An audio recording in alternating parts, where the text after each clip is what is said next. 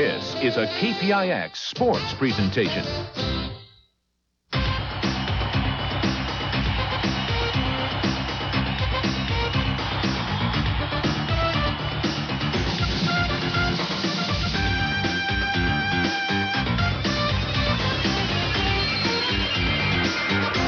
KPIX Sports presents Wayne Walker's 49ers Preview, a pregame look at the 1989 Super Bowl champion San Francisco 49ers. The 49ers are now in first place in the NFC Western Division, but they paid a very high price to get there.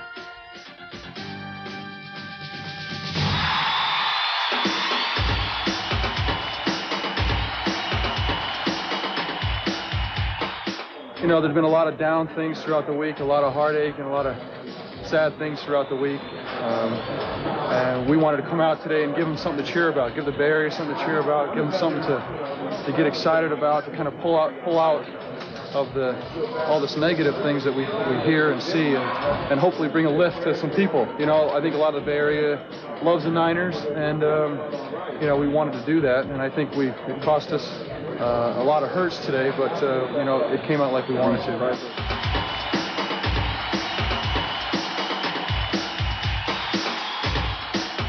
Today's program is brought to you by Alaska Airlines. Next trip up or down the West Coast, call Alaska Airlines for one of the best schedules in the West. Jack in the Box Restaurants, home of the new grilled sourdough burger.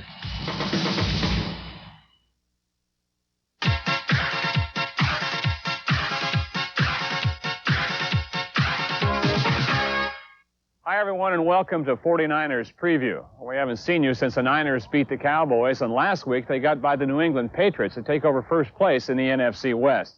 Now, just like every other team that the Niners have faced this season, the Patriots played like this was their Super Bowl. Beat the Niners, gain some respect, even if your record indicates otherwise.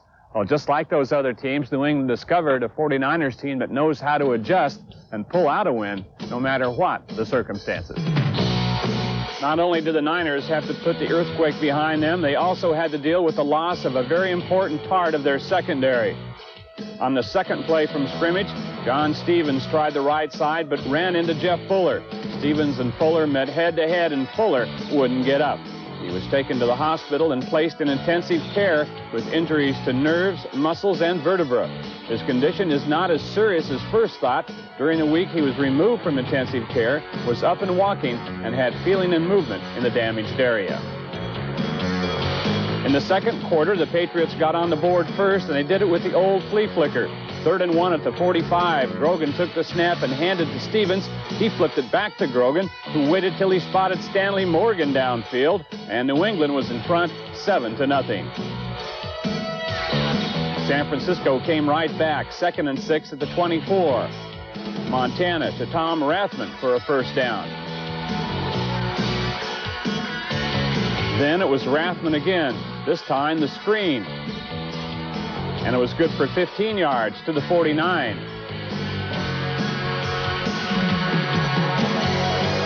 At midfield, Montana waited and then dumped it to Roger Craig. Craig did the rest, and the Niners were now at the 29. Now here's the switch. Tom Rathman is on the receiving end, and it's Jerry Rice that throws the block that springs him down to the 3. 3rd and goal now. Montana rolled right and got Rice the ball. The officials would have to review it, but Rice hit the pylon with the football, and it was a tie game at 7. On the Niners' next possession, Roger Craig ran a deep cutout, and San Francisco was inside the Patriots' 25. 3rd and 1 to 13. Montana rolled to his right and found Rathman open again for a first down at the 9. But the Niners couldn't move much closer, so Mike Cofer hit a 23-yard field goal to break the tie at 10-7. It didn't take New England long to change that. 2nd and 10 at the 44. Grogan had all the time he needed to find Irving Fryer at the 30.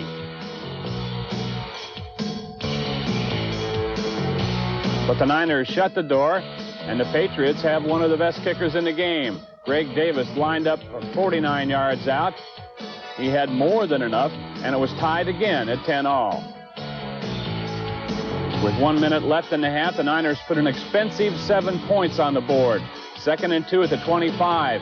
Play action to Rathman. His 8th catch of the afternoon at the 37.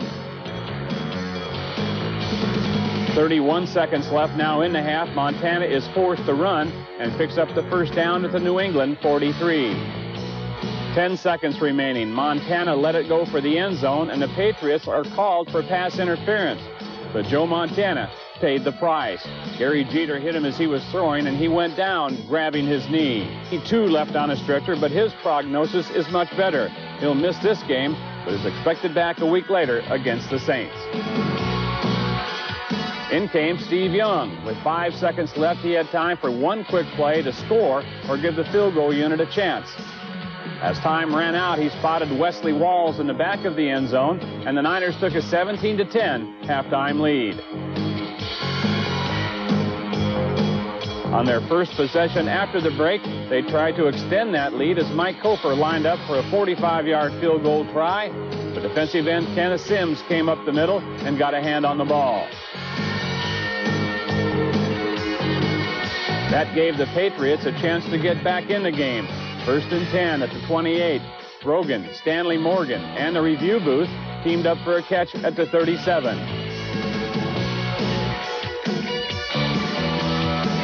Then Grogan went deep to Fryer, and he was pushed out at the 8.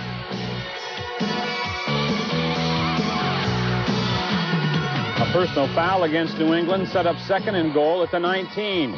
Grogan stood in against a major league pass rush, got the ball to Morgan, and it was tied again, 17-all. But only briefly, as Joe Montana jogged on the field to the cheers of the fans, the Niners were on the move. 3rd and 6 at the 50.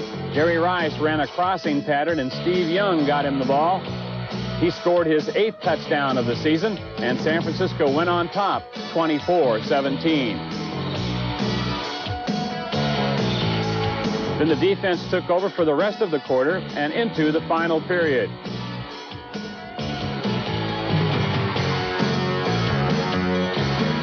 That's where the Niners put another score on the board. 2nd and 6 at the 30.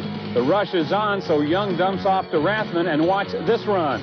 The fullback turned halfback was out to the 47. 3rd and 17 now at the 39. Young got the ball to John Taylor, and he did the rest. He broke 3 tackles and the hearts of a lot of New England fans. San Francisco took a 31-20 lead with 3 minutes left to play. Then they made sure the lid would never come off with a drive in the closing seconds that ended with this Roger Craig touchdown. It made him the 49ers' career leader in touchdowns, completed a 37-20 win, captured the Western Division lead, and was one of the 49ers' best performances of the year. Well, George, I thought all things considered that last week a good performance by your ball club. Well, it was. We moved the ball well for the most part. We were a little disappointed. There were a few times we got down into position to score, and we weren't able to. That was bothersome. Our running game is still a little spotty as the protection for our kicking game, but other than that, it was good. And considering some of the things that took place the past week and during the ball game itself, the defense held up when it had to also. I thought the defense played fine. It just looked like there was a communication factor back there on one touchdown, and but other than that, they hustled and hit and really got after people. Yeah, we're getting good pressure out of the front people. Yeah. Is there a consideration what's happened now with the earthquake #1 and then the injury, the devastating injury to Jeff Fuller, that your team, I know it's got to be remorseful, and remorse can work in a lot of ways. It can take your mind off the business at hand. It can do those kinds of things. Have you had a talk with them, and are you concerned about it?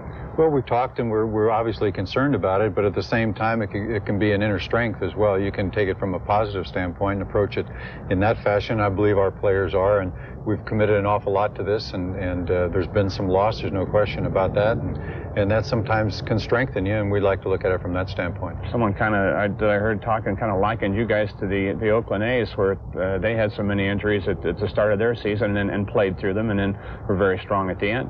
Well, it's something we certainly hope will happen, and remains to be seen. But the attitude of the club is good, and it's been a business-like approach throughout the season. And we just have to look for that for the future too. All right, you have Tim McKyer coming back this week. How did that come about, and how's it been accepted? Well, first off, it came about. Tim and I had a discussion or two, and it was a matter of our getting in front of the club and visiting with the football team, because it's kind of a team situation, right? Obviously, and I think everybody respects Tim for his playing abilities, and we've all had problems at one time or another, and we react to those problems a little bit differently. And I think right now the response is positive, and everybody's just going to evaluate Tim on how he performs on the field. All right, health-wise, Montana definitely out for this game against the Jets, and Ronnie Lott, what about him? As far as Joe is concerned, in fact, he is out, and hopefully he'll be back for the following game. Ronnie's up in the air. I would say at this point he probably would not play, though if something positive develops and improves the next few days, then we could use him in nickel situations, say, or some isolated situations. All right, what about the Jets? They're 1-6, but I know they concern you a little bit. Well, they really do, from the standpoint that they have been injured. They're, from what we understand, getting their players back, Toon and Wesley Walker and so forth. And so their guns will be loaded. They've been a team in the past that has lost ball games and maybe lost 3 and 4 games in a row, and then all of a sudden would come up with a big game. So I have a feeling that we're going to be walking into a little bit of a wild situation. Another long road trip for you, but once again, that never seems to bother you. Good luck in it. Well, thank you.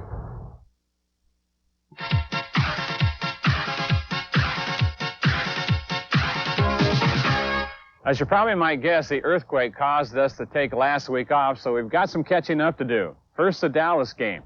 Now, Joe Montana, of course, was on the bench in that one with a bruised elbow, but he was replaced by one of the NFC's most able backups. Now, on most teams, he's probably the starter, but as you can see by the past 2 contests, it's a good thing the 49ers have him on their roster. A quarterback by the caliber of Steve Young doesn't come along very often. He was superb in the Dallas game, and we named him our BMW Player of the Week.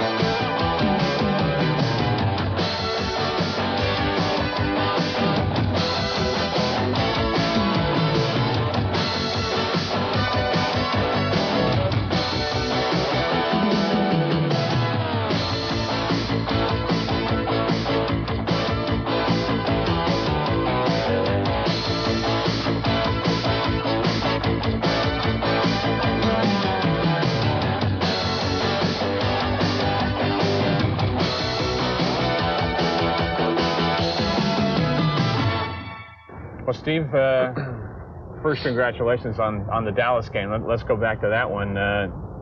You got a whole week's preparation for that one because you knew you were going to play, and that helps you out, and I know. Yeah, it really does, Wayne. It was a fun week to get some playing time and get the cobwebs out because I haven't played for a little while, and we really enjoyed it down there. It was the first time we've been down to Dallas for the 49er organization in about 10 years, so we were excited to go down there and play well. Going into a game like that, Steve, you haven't played in a while. What are you saying to yourself? Stay within yourself. Don't try to do too much. Yeah, Wayne, I've had a problem trying to, stay with Joe when he's playing so well.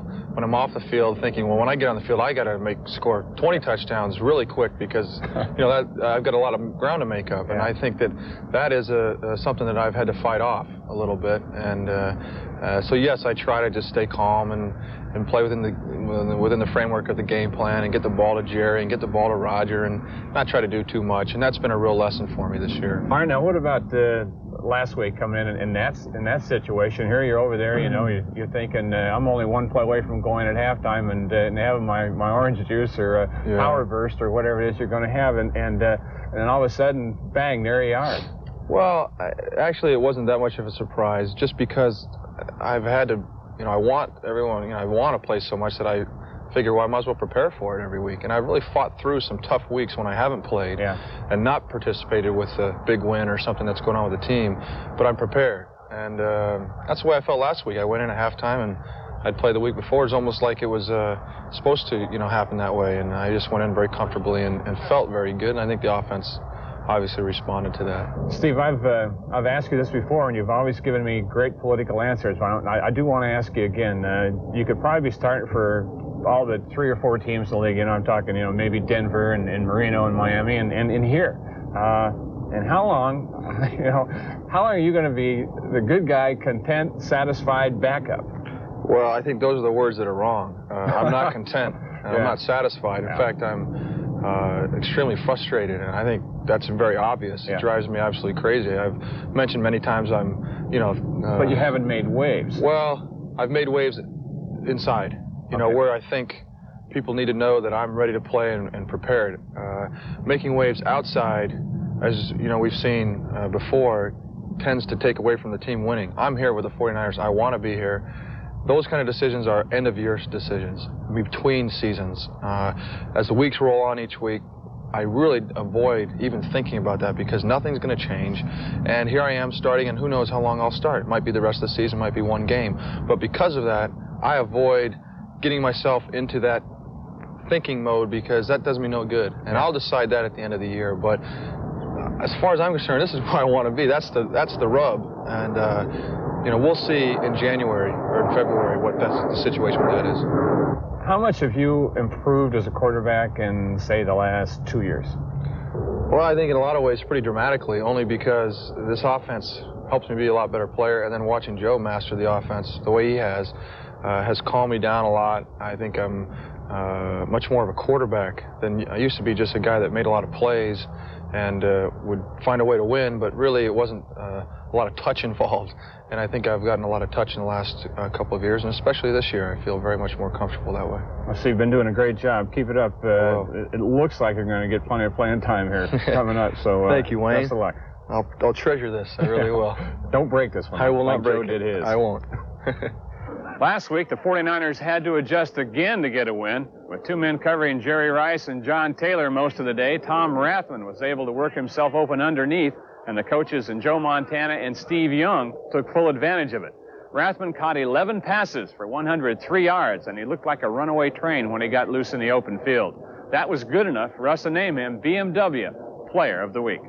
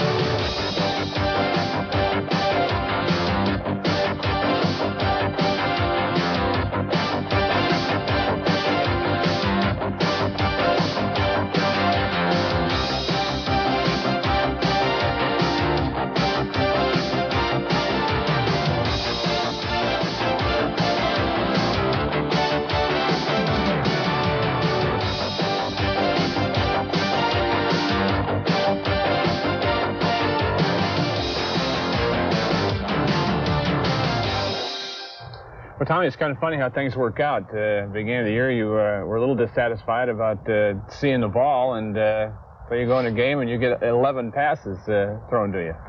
Well, it was kind of unusual due to the fact that in the past I really haven't been catching that many balls. It was a career high for me. But the type of defense that they were playing a cover 9, really trying to take things away from Jerry, and I just left the underneath passes open. For the most part, are you out in the pattern right away, or for the most part, are you checking for blitzes, kind of check clearing and then going out? About 50-50. A lot of times I'll check and then I'll release. And I'm the outlet guy. So if the receivers aren't open downfield, Joe or Steve will throw the ball to me as an outlet. Yeah. And on several occasions in the game the other day, that's what happened. All right, you get you get in the ball game and Joe's feeding it to you early on, and he gets hurt, and it's Steve. What's the difference between those two guys as far as you're concerned, as far as how they relate with the football coming to you? Well, there really isn't too much different. They're both great athletes, and they really try to make plays happen. The only difference is Steve's left-handed and Joe's right, so the ball comes at you. Right? Yeah, it's the opposite spin. but it's just a matter of concentration, and I really pride myself on catching balls, everything that's thrown to me. So it's just pretty much concentration. You caught what, 5 passes in college? Yeah, 5 in my career, so it's a little change. But you've got good hands. You know, it's not like, you know, anytime you catch a ball in any game really I've ever seen, once the ball's in your hands, it's there. You don't bobble many balls. Well, I mean, that again, I just pride myself on using the proper technique, hand-eye coordination, and concentrating and watching it in. I think the coaching staff here has done an excellent job working with the players, bringing them in here and trying to get them adjusted to catching the ball. And Sherm Lewis really did an excellent job with me, along with Roger. Roger was a big help. And along with your 11 catches, I was really impressed with your block on John Taylor's touchdown as well. Well, I'll tell you what, Jerry and John have done an excellent job this year as far as blocking for the backs. Jerry got a good block for you in the game. Right, exactly. And I'll tell you right now, I try to bust my butt every play I can to get downfield to help those guys out, because I really appreciate what they do for the running backs. Well, you had a great game, and congratulations. All right, thank Keep you. it going. All right. And I like the way you're wearing your hat. You planning on umpiring the World Series? I don't know about that.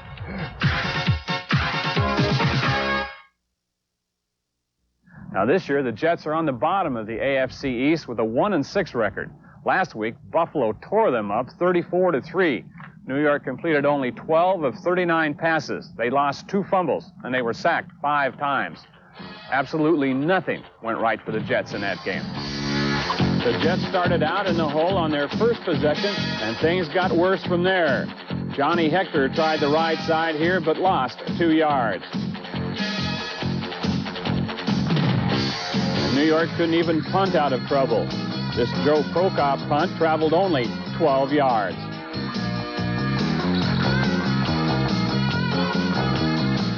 Ken O'Brien spent most of the day on the turf. The Bills got 5 sacks, and when they weren't putting O'Brien down, they were in his face. The Bills' pass rush and the coverage by their secondary forced 2 interceptions. Each one led to scores. Even when things looked like they were going right, they weren't. O'Brien got the ball to Freeman McNeil here, but he lost the handle, and the Bills took over again.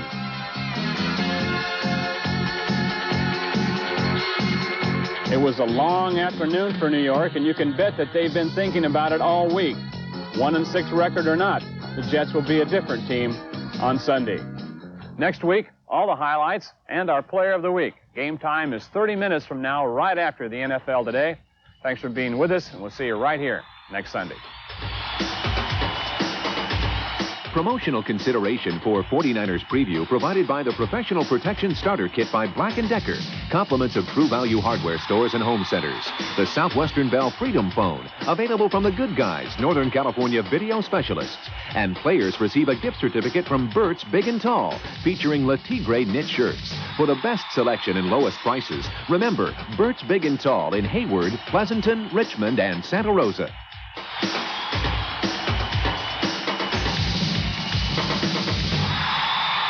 Today's program was brought to you by United Airlines, come fly the friendly skies, and by BMW, the ultimate driving machine.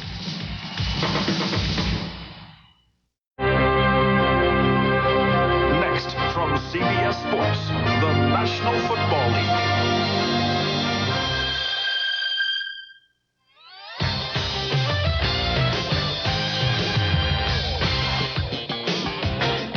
You are looking live at Soldier Field in Chicago, where the Rams visit the Bears. Both teams roared through September unbeaten, but both have hit the hard times in October. Chicago quarterback Mike Tomczak was yanked during Monday night's loss, the Bears' 3rd straight. He got a belated starting nod for today's game. Over at Riverfront Stadium in Cincinnati, the Buccaneers visit the jungle, and they'll find plenty of restless natives. Boomer Esiason and the Bengals have suddenly turned into toothless tabbies who've gone 7 quarters without scoring a touchdown. And out in Milwaukee's County Stadium, traditional rivals for generations, the Packers and the Lions are both trying to win today for Pete's sake. Rookie Rodney Peete quarterbacks Detroit's silver stretch offense. His father, Willie Peete, is Green Bay's offensive backfield coach. 7 months after Pete Rozelle announced his intention to retire, the NFL has elected a new commissioner. He's 48-year-old lawyer Paul Tagliabue, and he'll be our special live studio guest today. The new commissioner is not the only personnel change this week. There are 4 quarterback switches today. We'll tell you who and why. This year, even computers are playing football, and the machines have made some men very unhappy. We'll tell you why a dream season turned into a nightmare for at least one Super Bowl winning coach. All that and more coming up on the NFL Today.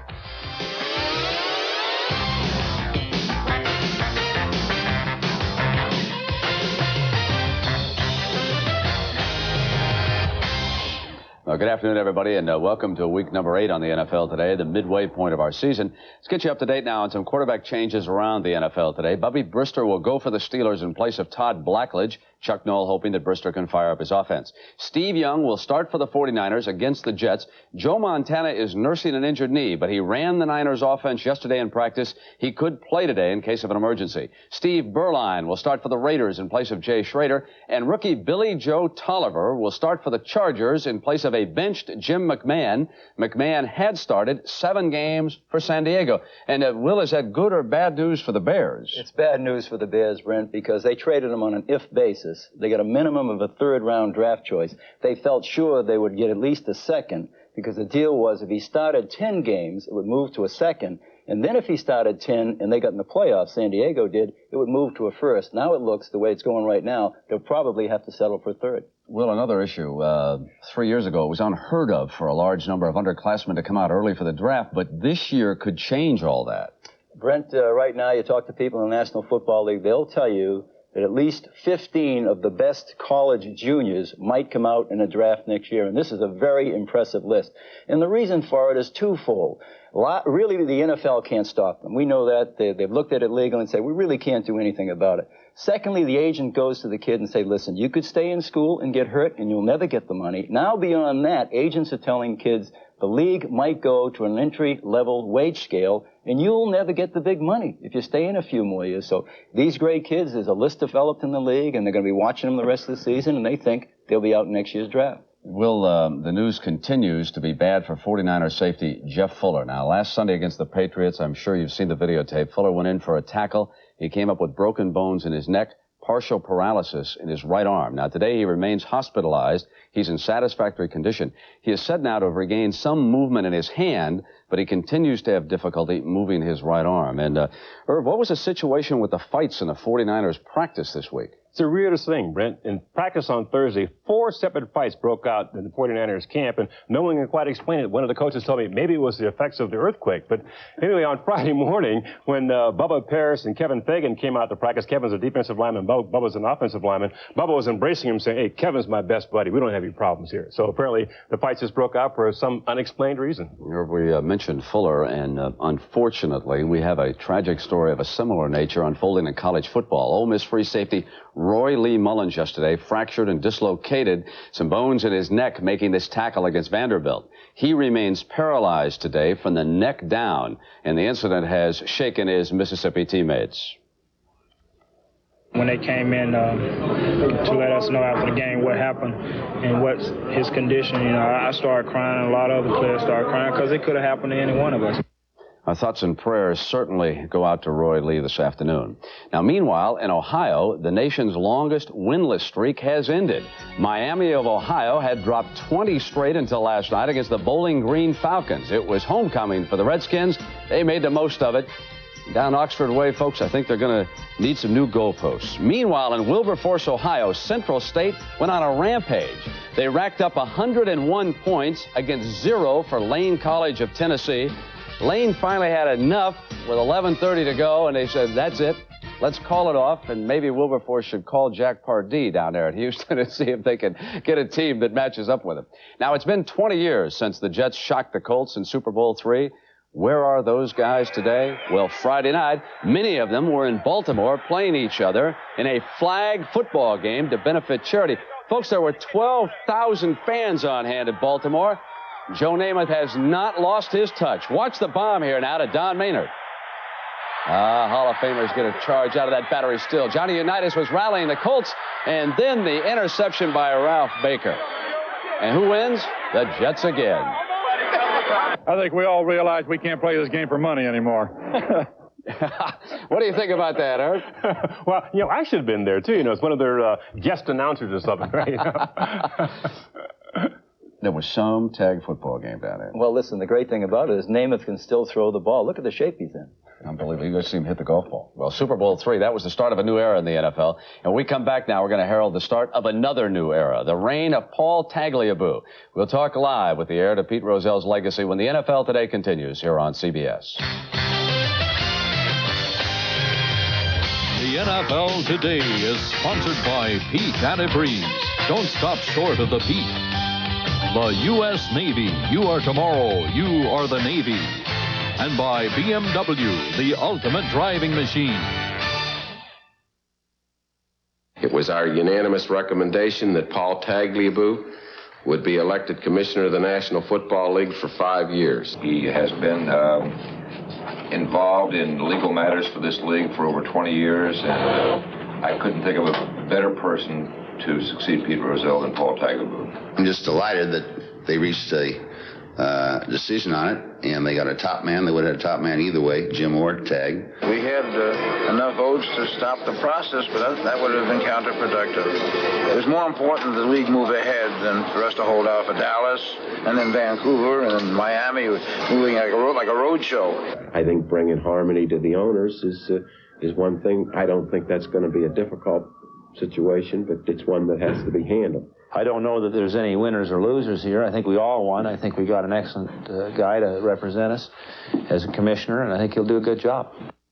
This is really a get-acquainted session with the new commissioner. Paul, congratulations and welcome to the NFL Today. Thank you very much. Glad so many here. folks have said to me, who is Paul Tagliabue? And I must relate one story to everybody. He was a fine basketball player at Georgetown. As a matter of fact, he had the rebounding record down there till a fellow by the name of Patrick Ewing came along. And Dick, Paul's uniform, one of his uniform numbers, has been retired at Georgetown. It has nothing to do with the fact that Ewing also wore number 33. Of course not. Of course not. You know, Commissioner, as the NFL's legal counsel, you were directly involved in labor negotiations. Now, as commissioner, would you delegate that responsibility to your legal counsel, or you have a more direct, actively involved role than Pete Rozelle did? Well, I think that I'll have a more active role than Pete Rozelle did. I've told the management council that I would like to work with them very closely, and Pete was not doing that for reasons that were good. But since I have the background, I think I will work closely with the management council. What do you think, Paul, is going to happen on television in the 1990s? Will there be more games on the network? Will we see more on cable? A lot of people have always talked about seeing the Super Bowl just on pay TV someday. Will they expand the schedules to give television more games? Well, I think we can start with the easy one. I don't think we'll see the Super Bowl on pay TV. The question you ask is a tough one. I think there will be change. I think that there will be more basic cable. As you know, 3 years ago, the league started a game on Sunday night, which adds a game every Sunday. I think that will continue, and there may be more. Beyond that, it's a little premature to say because we're just beginning now to talk about negotiations and formats, really. Paul, we all know that expansion's coming pretty soon. Can you give us an idea what cities you're considering and what's the price tag going to be for a new franchise? Well, the price tag I'll leave to the owners, for the moment at least. I think we'll have to discuss that. In the cities, I think it's a little easier. Clearly, cities like Oakland, Baltimore, St. Louis would be key cities to look at. They've supported NFL football in the past. Who can forget Johnny Unitas? Who can forget the great Raider teams, including Art Shell and Gene Upshaw? Obviously, other cities will be considered, Jacksonville, Birmingham, Memphis. So I think the list will be quite long, and everyone will have a fair shot on an even playing field. But those cities that have had teams certainly have a tradition that they can take off from. Paul, following up on Dick's question about expansion, would the league ever consider realigning the two conferences? Is it cast in stone, for example, that Cleveland has to stay in the AFC or the Rams in the NFC? Just to throw out a couple of examples. I don't think it is cast in stone. A lot of people are talking about realignment. At some of the recent meetings, people have pushed for realignment. I think that Pete Rozelle remembered how hard it was last time to realign, and he decided to give that as a privilege to his successor. But I think that some cities like Cleveland and Baltimore and Pittsburgh have natural rivalries.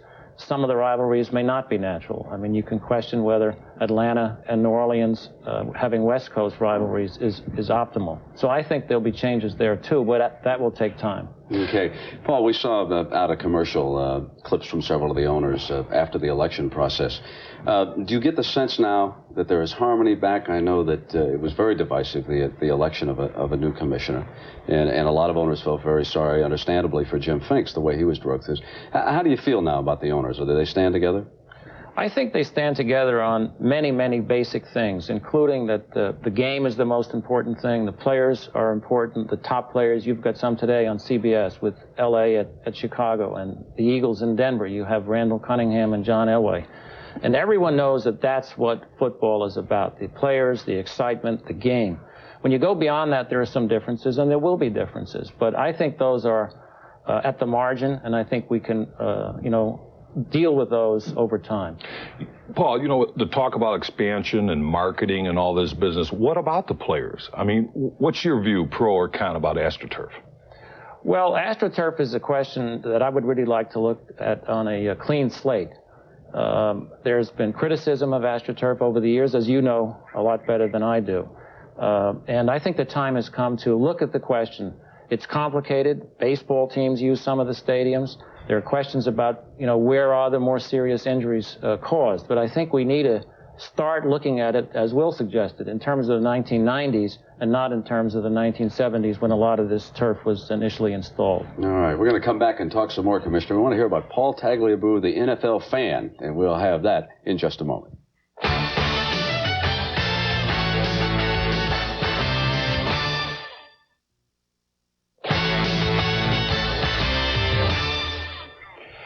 Commissioner, as a Washington, D.C. resident, I know you follow the Redskins very closely.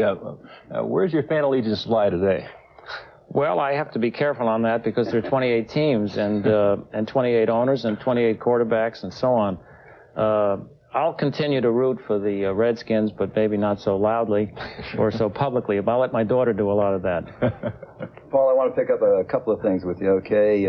I mentioned at the top of the show that it seems like more underclassmen than ever are going to come into the draft next year. First part, is there anything the league can do legally? And second, in your opening statement about collective bargaining, you said that Pete Rozelle really couldn't get involved, I think, for good reason. And now you're going to get more involved. Well, over history, people always said he didn't get involved because all he could give away in collective bargaining was something that belonged to the owners. He could never give away anything that belonged to the players, so the owners didn't want him in there.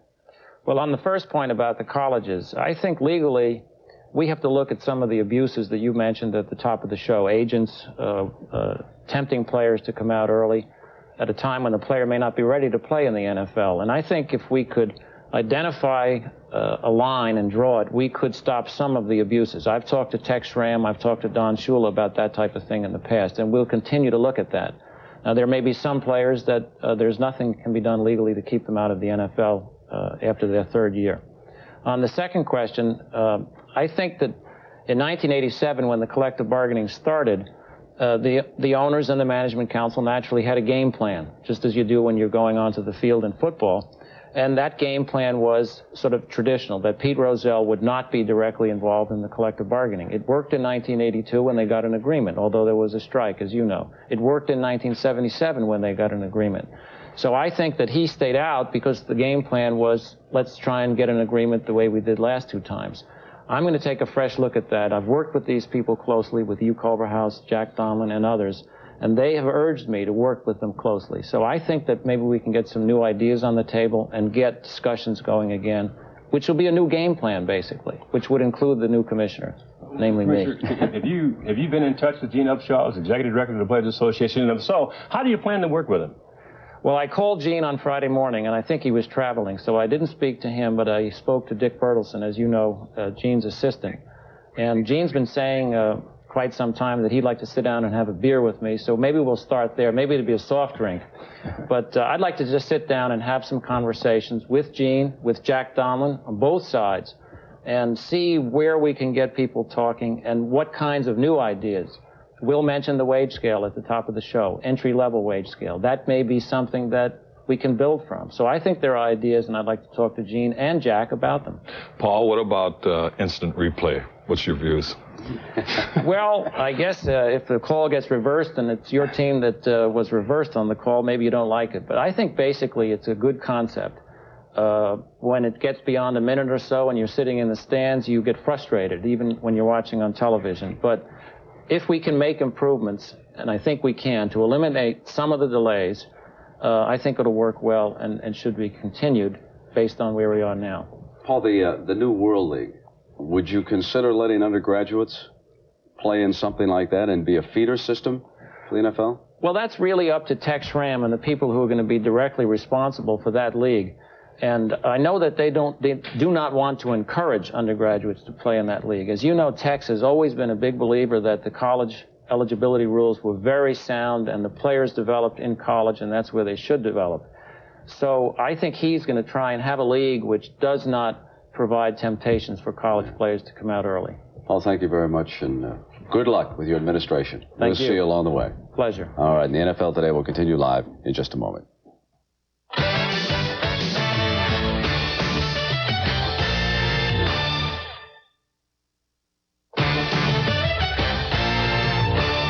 Well, the idea looked great on paper and on film, using a computer to match up legendary football teams over the years and patching it together with file footage. NFL Films came up with its dream season.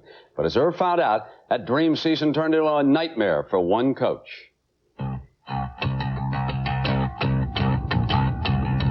This imaginary season comes to a close tonight with the Dream Bowl, matching the unbeaten 72 Dolphins against the 78 Steelers. And these guys are ready to play.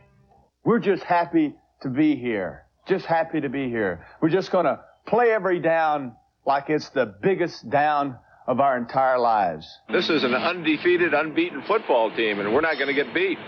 But if they're having fun, Hank Stram is not. His 69 Chiefs were beaten by the 76 Raiders, but not in Hank's wildest dreams. He called us up, and you know how Hank talks. He says, boys, what kind of garbage you putting in that computer? I never would have lost to those Raiders. You cut my guts out. You humiliated a great championship tradition. Come on, Hank, give us a break, will you? Gee whiz, it's only a play game. It's a silly old electronic game, and you don't deserve to be there. I'm sorry. Sam, just remember a couple of the games that the Dolphins played against the Chiefs, and that's why we're there, Hank, and you aren't. Yeah, Hank, it's just a silly old game. What do you think about their reaction here, Coach? Well, I think it's ridiculous to play a make-believe game and then have the outcome determined by somebody in a cutting room with a pair of scissors, and especially when the guy with the scissors is Al Davis. I wouldn't have minded it at all if I had the scissors first. Hey, Hank, who do you like tonight, the Dolphins or the Steelers? I like the Steelers. All right, thank you. He's serious. Will, what about you? Well, what do you think about that? Dick told me that the Dolphins were going to win, so I like the Steelers. Irv, who do you like? Of course, the Dolphins are undefeated, but I'm going with the Steelers. The steel curtain defense is too tough. What the heck? I'll pick the Chiefs. No way. I got the Dolphins. 17-0. Let me remind all of those of you in New York, Cleveland, Denver, Dallas, Pittsburgh, and certain other cities, the NFL action will continue on CBS at 4 Eastern Time. And also out in Denver, remember the Philadelphia Eagles are going in? Folks, snow or freezing rain for that game. We'll see you here at halftime. So long, everybody, and enjoy the NFL on CBS.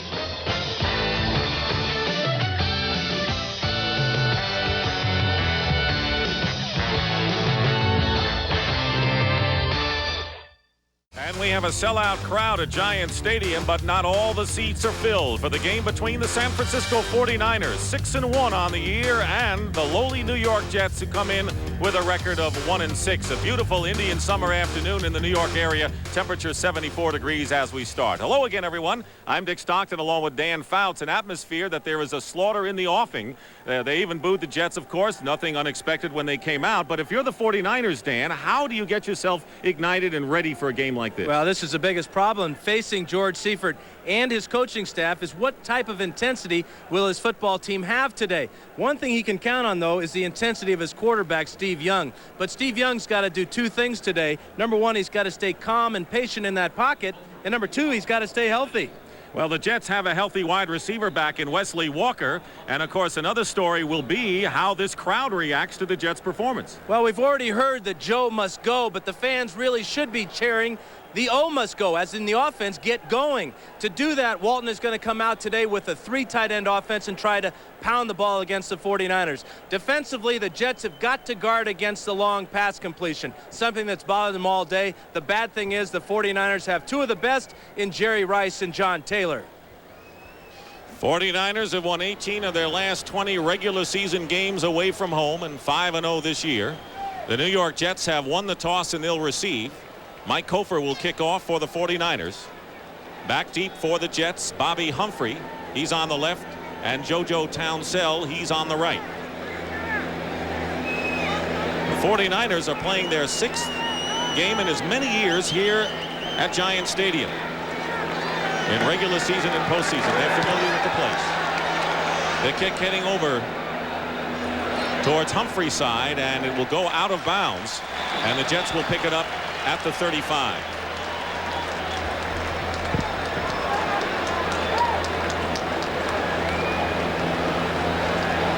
So the Jets will go on offense. 1st and 10. Ken O'Brien, the quarterback. 2nd in the AFC in yardage. His offensive front, Jeff Criswell, Mike Payton, Jim Sweeney, Dan Alexander, and Reggie McElroy. They will give you the backs and receivers after the first play. Johnny Hector is the running back. 3 tight ends on 1st down. And the pass to Wesley Walker is complete for about 7 yards. The rest of the offense for the Jets. Hector starting in place of the struggling Freeman McNeil. The 3 tight ends are Mickey Schuler, Keith Newbert, and K.D. Dunn, who was just re-signed this week. And Walker, the wide receiver, making his return. Ken O'Brien, who has a strained right shoulder but started to throw on Thursday. JoJo Townsell is in at wide receiver. He's at the top. 2nd down and 3. And Freeman McNeil in the game has a 1st down. Pierce Holt makes the stop. Here's the defense. Larry Roberts, Michael Carter, and Kevin Fagan in the base defense for the 49ers.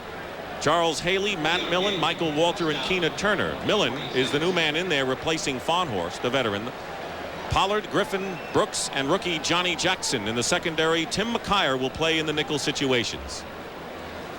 Joe Walton trying to weather the storm. 1st and 10, Jets on their 46.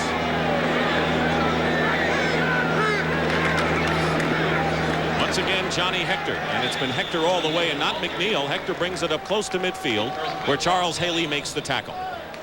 Well, for Joe Walton to weather the storm, Dick, he wants his offense to get something going. This is a good drive for them so far. What they wanted to do is come out and pound the ball at the 49ers with a 2 tight end or a 3 tight end offense. But don't look for this to just be a run offense. They also have a number of play action passes they want to get underway as well. Freeman McNeil is joined by Roger Vick in the backfield now on 1st down. 2nd down at midfield. O'Brien gets away and dives into 49er territory. A pickup of about 1.5 yards. Kevin Fagan on the stop. Johnny Hector's going to be bringing in this next play. One of the problems that the Jets have with their offense today is who is going to be bringing the plays in. They're not a team that will sit there on the sidelines and make signals to the quarterback. They want to shuttle in ball players back and forth, and Johnny Hector will start out with Freeman McNeil doing that today. 3rd down and 5, and Tim McKyer has come in the game as a nickel defensive back. Jets on the Niners 49. Out of the shotgun, O'Brien completes the pass to Wesley Walker. It's a 1st down and a gain of 15 with McKyer making the stop. Wesley Walker wasn't sure if he would be the spark that the Jets need, but he is off to an awfully good start. We saw him on 1st down with a completion, and now a big 3rd down conversion for the Jets as O'Brien just drills a strike to one of his favorite targets. But a holding penalty will nullify it. Mike Haight, the left guard, was holding on the play, so they'll bring it back, and losing teams have mistakes, turnovers, penalties. Well, that's one of the symptoms that Joe Walton talked to us about yesterday. He says a symptom of a losing team are your penalties, your fumbles, and your drop passes. Already we've seen evidence of a penalty to take away a big play. 3rd and 15, back to the Jet 41. O'Brien is sacked. Loses the ball. It's a free ball. And the 49ers have recovered. Charles Haley stormed in on Ken O'Brien, and Bill Romanowski makes the recovery for San Francisco. Charles Haley, number 94, getting pressure on O'Brien. O'Brien has to be aware of this type of pressure and hang on to that ball. It's a tough hit from Haley, and this is another thing that has put the Jet defense with their back against the wall, is another turnover in their opponent's territory. And just keep in mind that moments ago, before that penalty marker, the Jets were deep in 49er territory. Now San Francisco on the Jet 40. Tom Rathman with the first carry, gets about 3 yards. Scott Mercereau making the tackle. Bubba Paris, Guy McIntyre, Jesse Sapolo, Bruce Colley, Harris Barton up front, Brent Jones the tight end. They've had their problems somewhat with the running game. Roger Craig and Tom Rathman the backs, and Jerry Rice and John Taylor the wide receivers. There's Joe Montana on the sideline. Steve Bono, who would be the second quarterback in if anything happens to Young. Rathman again, bottled up in a hurry. That'll bring up 3rd and long. Troy Benson and Scott Mercereau on the stop. The base defense for the Jets: Paul Fraze, Mercereau, and Marty Lyons, the leader and veteran. Alex Gordon, Troy Benson, and Kyle Clifton, along with Jeff Lageman. Bobby Humphrey and James Hasty are the cornerbacks. George Radachowski and Eric McMillan the safeties. 4 wide receivers for the 49ers on 3rd and 5. Penalty marker down. 2 of them. And Young's pass to Terrence Flagler out of the backfield is dropped.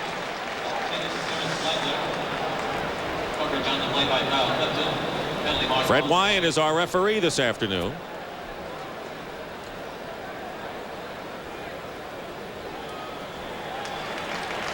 Motion penalty against San Francisco. Illegal motion, number 79, declined, 4th down. Harris Barton, the right tackle. They decline the penalty.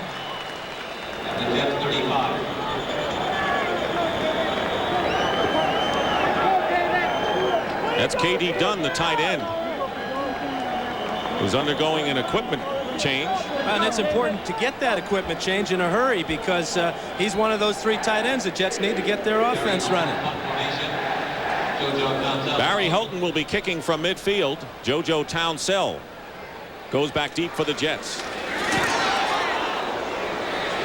And he aims for it out of bounds, and the kick goes out of bounds at the 4-yard line. A fine kick by Houghton. A 31-yard kick, but well placed. 31 yards on the punt. So now the Jets will take over with poor field position for their second attempt of the game, but they really dodged something there when the 49ers didn't get any points. The problem with the Jets so far is they had that one penalty, the holding penalty against Haight, that took away a 1st down deep in 49er territory. Then they get the fumble, and but let's score one for the Jet defense in limiting the 49ers to just 3 plays and out. A lot of teams aren't that lucky against San Francisco's offense. 3 tight ends. 1st and 10 on the 4. And the give is to Johnny Hector, who carries it out past the 5-yard line. Pierce Holt and Kevin Fagan on the tackle. When I asked Joe Walton why Johnny Hector instead of Freeman McNeil, it wasn't so much McNeil's performance, but more that Johnny Hector is a better player at making something happen out of nothing. Well, if you look at the Jets offense so far this year, he's well typecast because nothing has happened so far for them. Johnny Hector's been around a while. Freeman McNeil has been struggling ever since that unfortunate hit on O'Brien Alston and the Colts a few weeks ago. 2nd down and 8. And Mickey Schuller on the reception has a 1st down for the Jets just short of the 20-yard line. Darrell Pollard and Michael Walter on the stop, a gain of 12.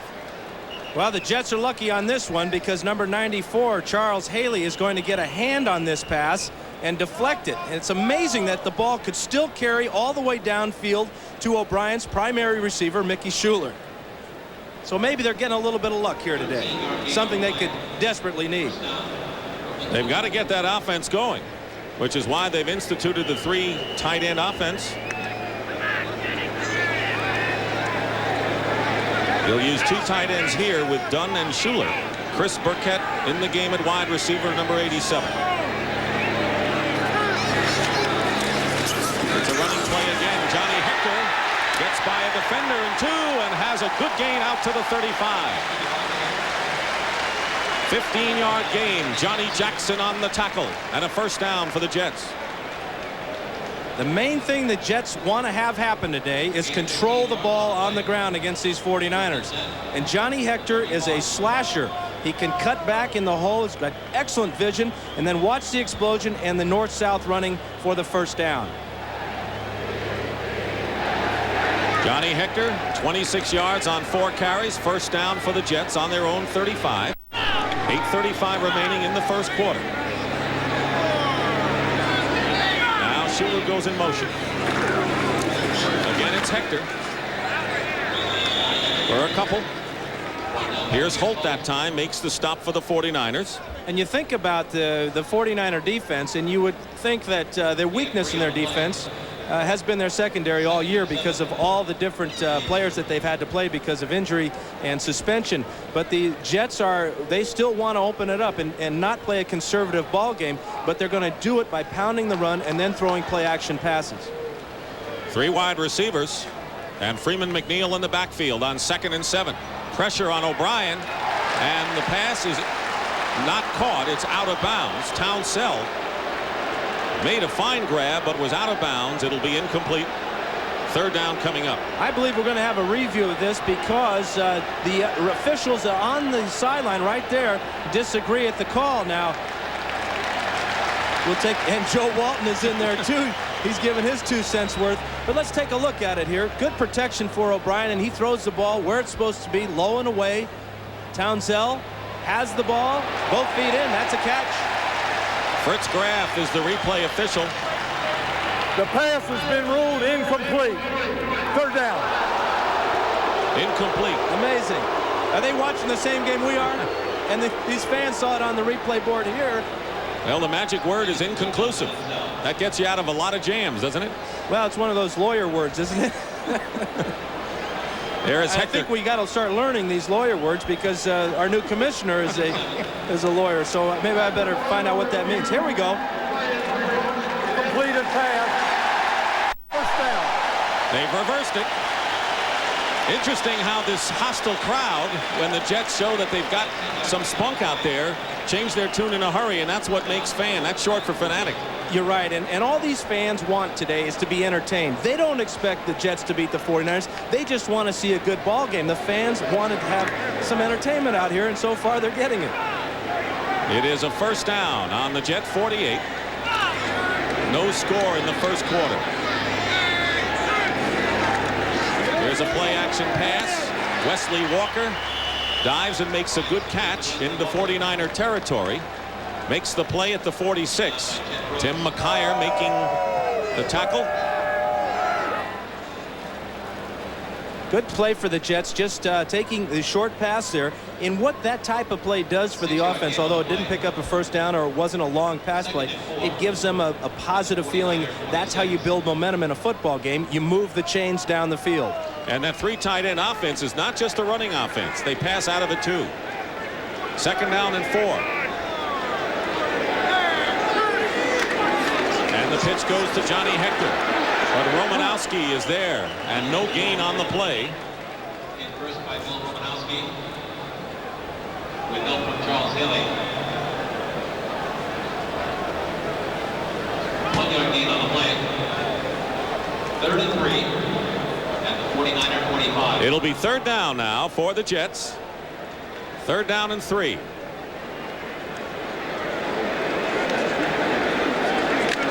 They want to welcome the audience that saw the Chicago Bears defeat the LA Rams 20-10 to break their losing streak. The Rams' losses continue. We're here at Giant Stadium where the 49ers and Jets are scoreless. 3rd and 3.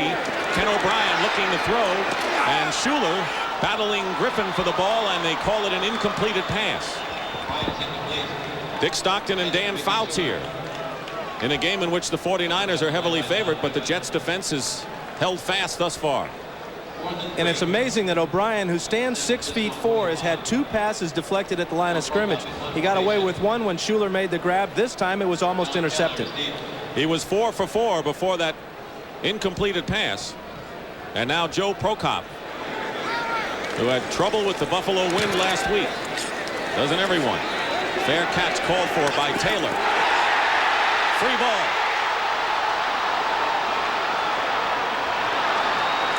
And Spencer Tillman alertly found the handle. Tim McKyer.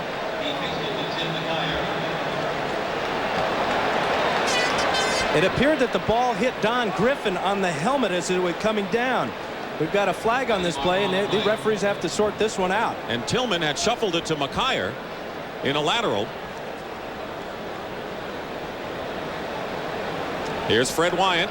We have illegal bat against the receiver. Illegal bat. We'll see it here.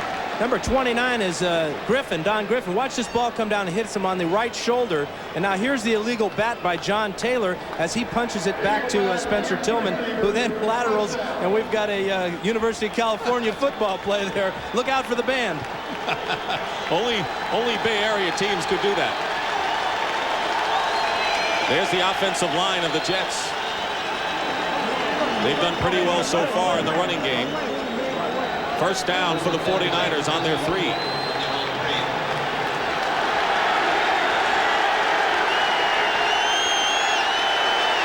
Roger Craig with his first carry is pushed out of bounds by Troy Benson. They bring it out to about the 7-yard line, where it'll be 2nd down, and 6:03 remain in the first quarter, still scoreless. And all teams talk about starting each ball game with, well, we want to get our running game going. And the 49ers are no different. And talking to Roger Craig yesterday, he feels that his rushing game so far, the 49ers rushing game, has not really gotten into sync yet.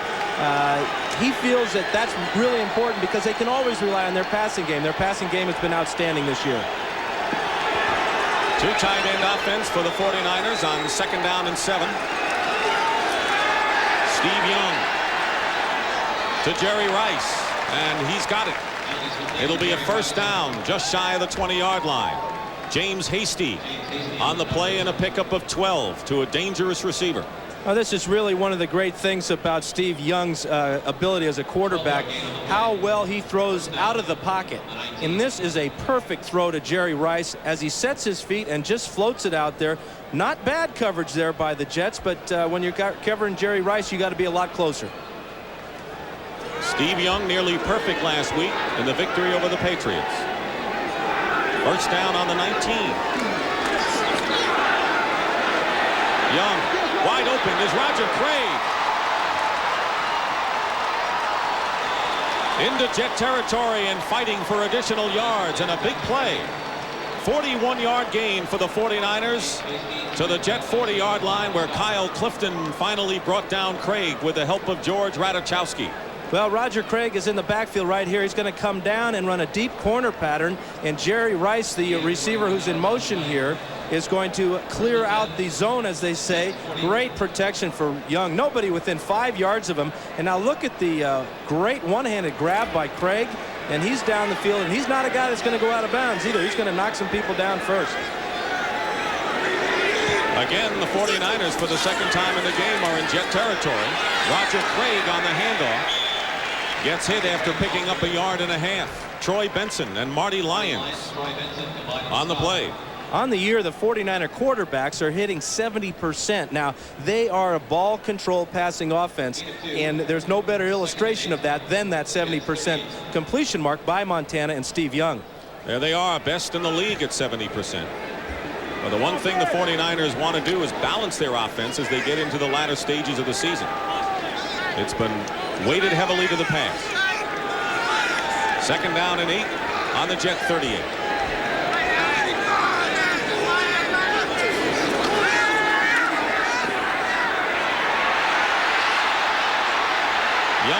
chased.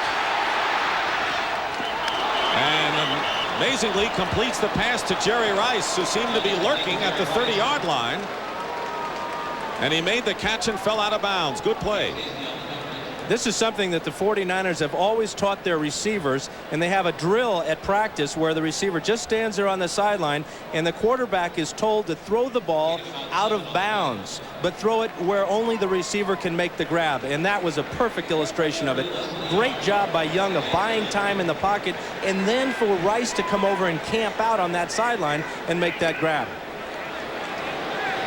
3rd down and 1 for the 49ers on the Jet 30. 2 tight ends. Now Rice in motion. Tom Rathman breaks a tackle and gets down to the 20-yard line for another 49er first down. Gain of 11 that time with Bobby Humphrey making the stop on Rathman. Well, Rathman's going to run on the left side behind Guy McIntyre and Bubba Paris. And this is a huge hole. Brent Jones also in there. But you notice how Rathman hits that hole. His shoulders are down and his head is forward. And he presents quite a bull coming at you. Had a big game last week as a receiver, catching 11 against New England. First down on the 20. Jerry Rice on the right. Young overthrows Rice. Bobby Humphrey was closest to the ball, and that'll bring up 2nd down. Take a look at the coverage on Jerry Rice as he is single covered on this little double move. Watch him come down inside and lose Bobby Humphrey with his first move. Unfortunately for Jerry Rice, Young was off target, or he might have made something out of that. He had about a 5-yard head start on Bobby Humphrey. Young has the ability to run. They've cut that down a great deal. He's a lot more patient. We'll look for the 2nd and 3rd receiver on plays. 2nd down and 10. On the delay, here's Rathman up the middle. Close to another first down as he charges to the Jet 10-yard line. Radachowski and Kyle Clifton that time on the play. We're going to check out Roger Craig's blocking ability on this play, and this is what springs it, blocking on Marty Lyons, and now Rathman is headed upfield. That 49er offensive line is executing extremely well at this time. And you wonder how many teams have the luxury of 2 power backs like Craig and Rathman. A couple of Cornhuskers. They'll be playing Colorado next Saturday on CBS in a Big 8 showdown. 3rd down and 1. Rathman. He'll have the first down inside the 10, where Alex Gordon makes the stop. Again, the 49ers behind Roger Craig's block. Give the ball to Rathman. Kind of a cross-up. They're trying to change their tendencies on short yardage. They've gone with Rathman almost exclusively so far in this first quarter in that situation. 3 minutes and 10 seconds remain in the first quarter. Scoreless here. Jets to this point have not been an overwhelming team, but they're coming off their best offensive show. Yet they're 6-1. 10th play of the drive upcoming. Ball at the 7, 1st and goal. Craig gets pushed forward to about the 5-yard line. That time Alex Gordon on the tackle. It'll be 2nd and goal. What an impressive drive for the 49ers. They started on the Jets' 4-yard line now, and they're knocking on the door all the way at the other end of the field now. George Seifert taking over for Bill Walsh. Has Joe Montana, who's bothered with a knee injury, but is available in an emergency. Get the ball.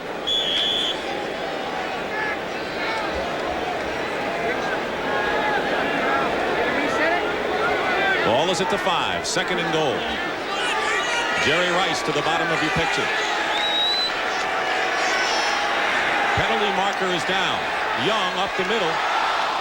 Deflected, intended for Rathman. There are actually 2 receivers right in the neighborhood. Brent Jones and Rathman right in the middle. Yeah, and what that did is that drew about 4 defenders from the Jets there. 49ers, and particularly Steve Young, got away with one there.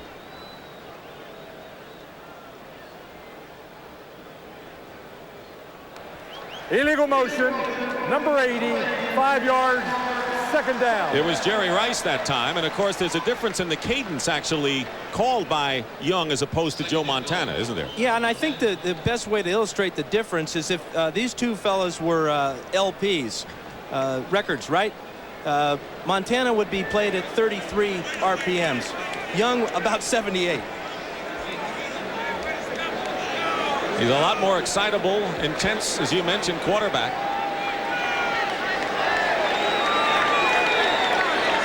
And Young will call a timeout. First timeout by the 49ers. Play clock was running down, and Young may have had somebody to move in motion or shift his formation, saw that the clock only had 6 seconds to go, and wisely called the time.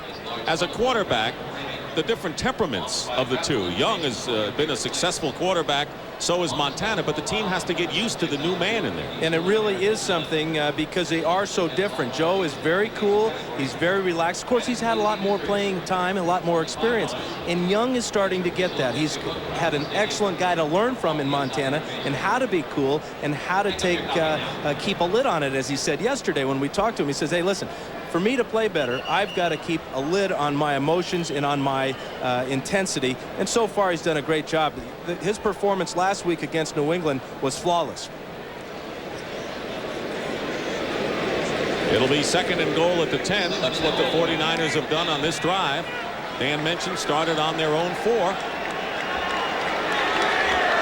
defensive backs in for the Jets. Kerry Glenn the nickel. Young up the middle. Brent Jones, touchdown to the tight end.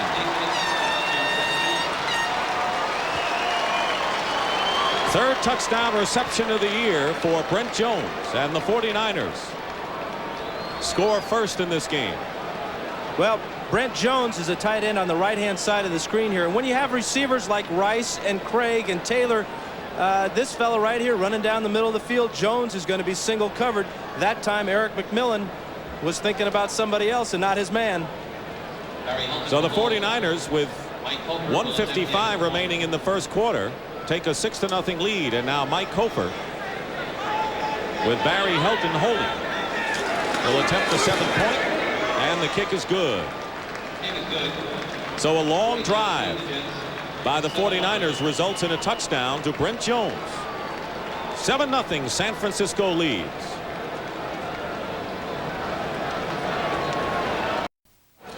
Welcome back to Giant Stadium in East Rutherford, New Jersey. Dick Stockton and Dan Fouts with the 49ers lead 7-0 late in the first quarter. An impressive scoring drive. Brent Jones on a 10-yard reception, but the big play was a 41-yard pass and run from Steve Young to Roger Craig.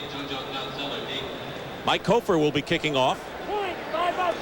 Deep to receive for the Jets is Bobby Humphrey and JoJo Townsell. Townsell is on the right. Spencer, you got to make the play.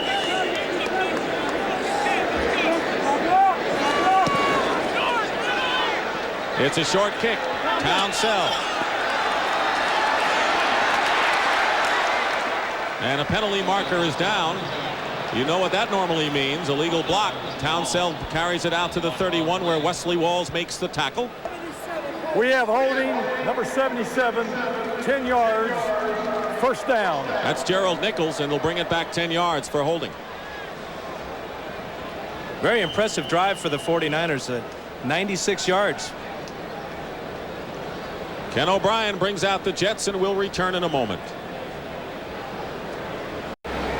Well, this is Roger Craig as a tight end on the weak side. Here's Brent Jones, and Jerry Rice goes to the corner here. Craig goes to the corner here, and Jones is right down the middle. Well-designed play by offensive coordinator Mike Holmgren as Jones just breaks as free as a guy could possibly be.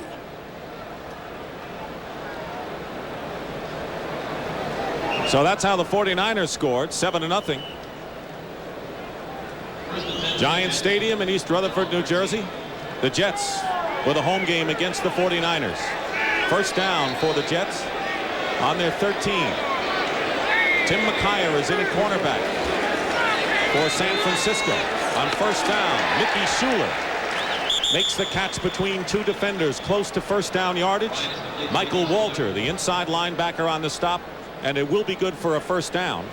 Mickey Schuler has been playing on guts with a broken hand, and a rib injury, and he's shaken up again. Well, and this is a shot to the ribs, I'm sure, because number one, the ball was zipped in there very well by Ken O'Brien, but this could be a knee problem as the trainers are checking out his left knee. But the guy has been playing with so many injuries, and as you said, Dick, playing on really just plain guts. So Schuler is shaken up, another problem for Joe Walton. He may be losing his leading receiver. Two teams in hot pursuit of the national championship. 4th-ranked Nebraska, 3rd-ranked Colorado. The Big 8 battle of the year next Saturday on CBS Sports. There's Mickey Schuler, who was shaken up with a knee problem to go with the other ailments he has. He's come out of the game. And, you know, you can say what you want about Joe Walton and Joe must go and all the boos, but he came onto the field to see how Schuler was and risked hearing the wrath of the crowd again. And he hurt him. Johnny Hector is the lone running back, 1st and 10, Jets on the 24. Hector jukes his way to the 26-yard line. Down to a minute remaining in the first quarter. Well, the good sign is we saw Schuler walk off the field under his own power, but then as he got to the sidelines, he tried to run on that knee, and it appeared that it gave way, and he's telling the trainer right now that, listen, this is a tough one. I'm not sure I can go. And if he can't go, that really puts the Jets in another bind, because part of their game plan, the big part of their game plan today, was using 3 tight ends. So now they'd be down to 2. They worked all week on 3. 2nd down and 8. O'Brien swings it out to Hector. Johnny Hector drives his way to a 1st down for the Jets to the 37, where Bill Romanowski makes the tackle. Gain of 11 that time. Now the burden will be on the other 2 tight ends, Keith Newbert and K.D. Dunn. Dunn was just picked up this week by the Jets. He did have a training camp with them, so he knows the system. But this is the real key to this game today, is Johnny Hector, and can he make something happen? He has been a workhorse thus far as time runs out, ending the first quarter. That's the end of the first quarter. And that is the end of the first quarter here at Giant Stadium with the score. The San Francisco 49ers 7, the New York Jets nothing.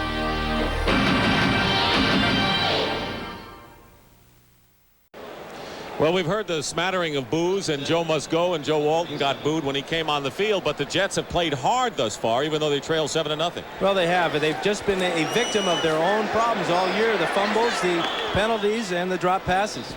That was a pass that was just incomplete, too far for Wesley Walker to reach.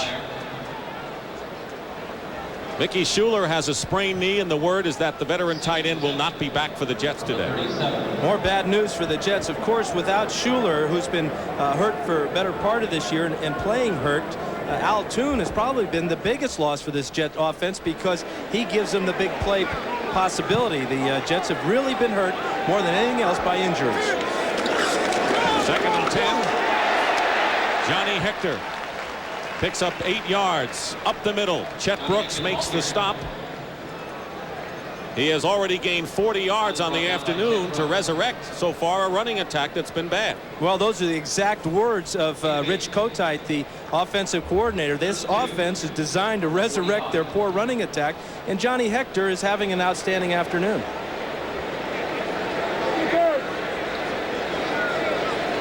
Only 39 yards rushing last week. Rich Kotite, the offensive coordinator. It'll be 3rd down and 2, Jets on their 45.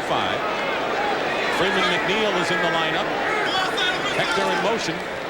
O'Brien in trouble, and he's sacked inside his own 40 by Larry Roberts.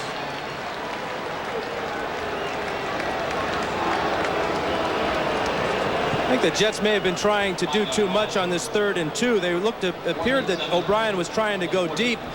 This is Larry Roberts, 91, working against Jeff Criswell, and this is an instant replay of what happened to Criswell last week against Buffalo's Bruce Smith. And Roberts has had a bad knee. There was a question as to whether he would even start. Joe Prokop with the punt. Taylor will let it bounce. And the Jets will try to down it, and they will inside the 5. A 57-yard kick. And that'll bring up Steve Young again. 49ers have a long way to go. They did the last time. CBS Sports coverage of the National Football League is sponsored by Coors. Brewery Fresh, pure and natural. It's a true American original. New York Life, the company you keep. And by Pontiac and your local Pontiac dealer. We build excitement.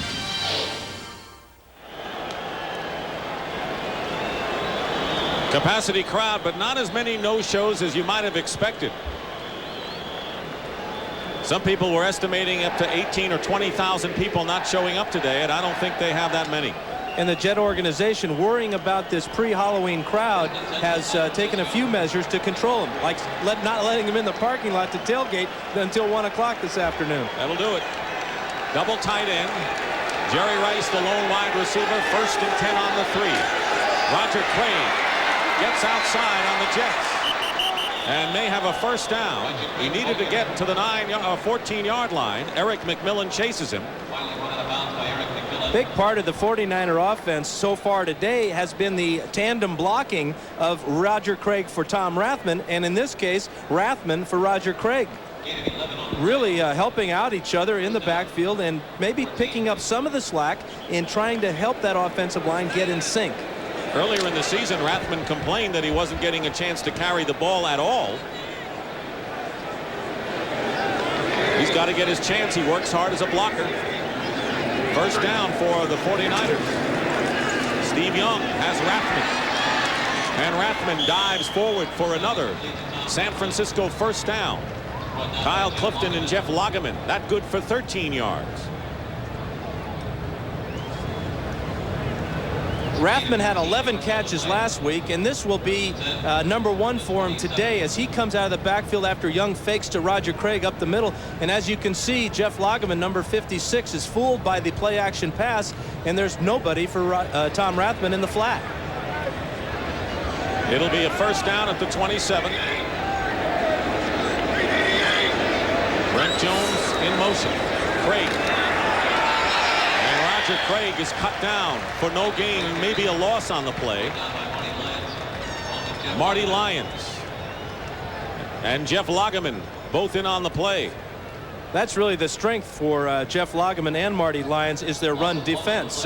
Lageman will get some plays in the nickel rush situation where he and Lyons will work in tandem, do a couple of stunts and twists to try to get to Steve Young. But this is what Lageman really likes to do, is just play against that run. Loss on the play of 1, 2nd and 11, back to the 26.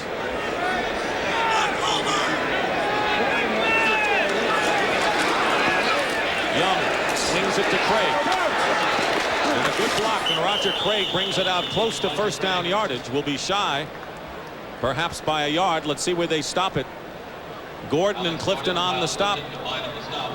This is the 49ers' very favorite pass play. This is Jones. He's going to run a hook in the middle and almost a pick. Outside is Jerry Rice running a hook. And here is Craig on the swing pass.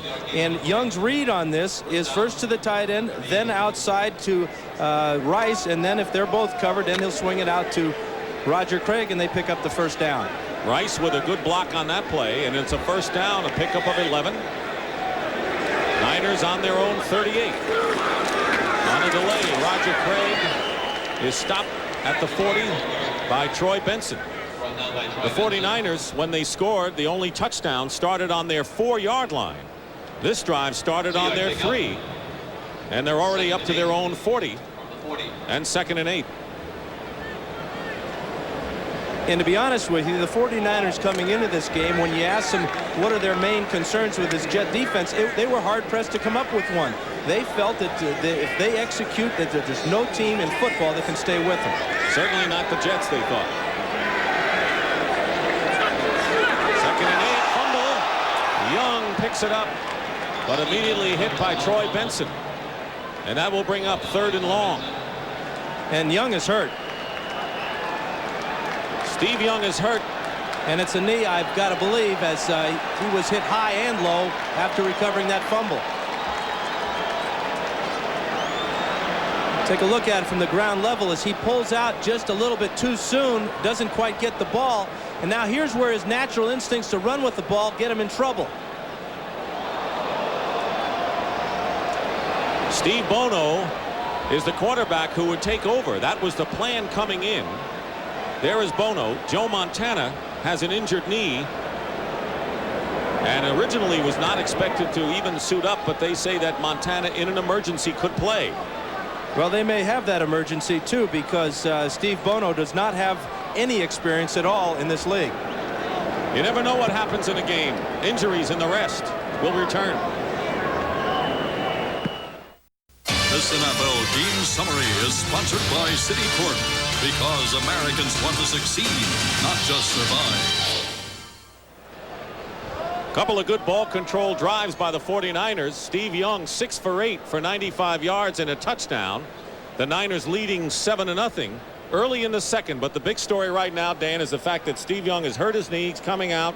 And Steve Bono is coming in to quarterback. He's been around, hasn't played much. Well, and you got to expect what can happen to the 49ers next. Last week with Fuller injury and Fonhorst and Montana, and now early in this ball game, Steve Young gets hurt. We're going to see about Steve Bono. Does not have a lot of experience. Was a backup quarterback with the Vikings and the Steelers. He's in his 5th year out of UCLA, and if there ever was a chance for the Jets to take advantage of something, this is it.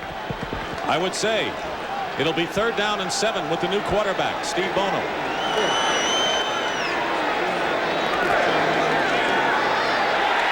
Bono's pass caught by Craig. He fumbles. The Jets have it. Eric McMillan will run it in.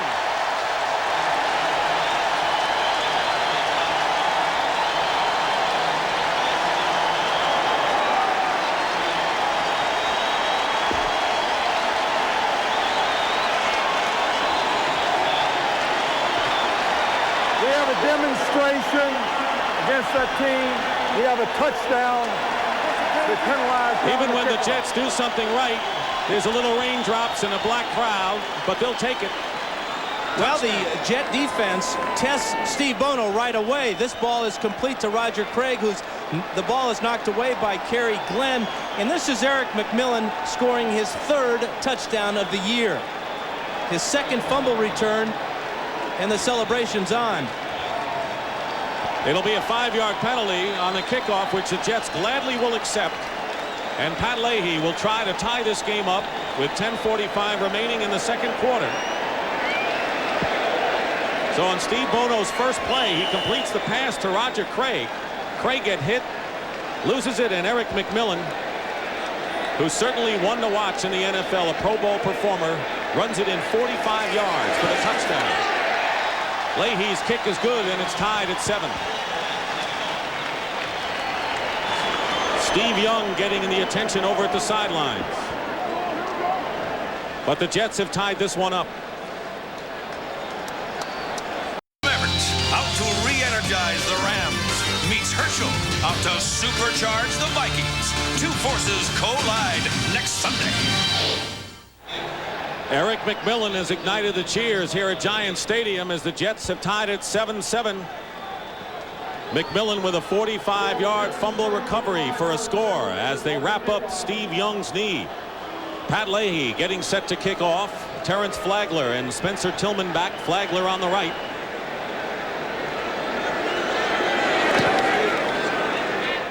Headed over to Tillman at the 9. Tillman brings it out to the 32.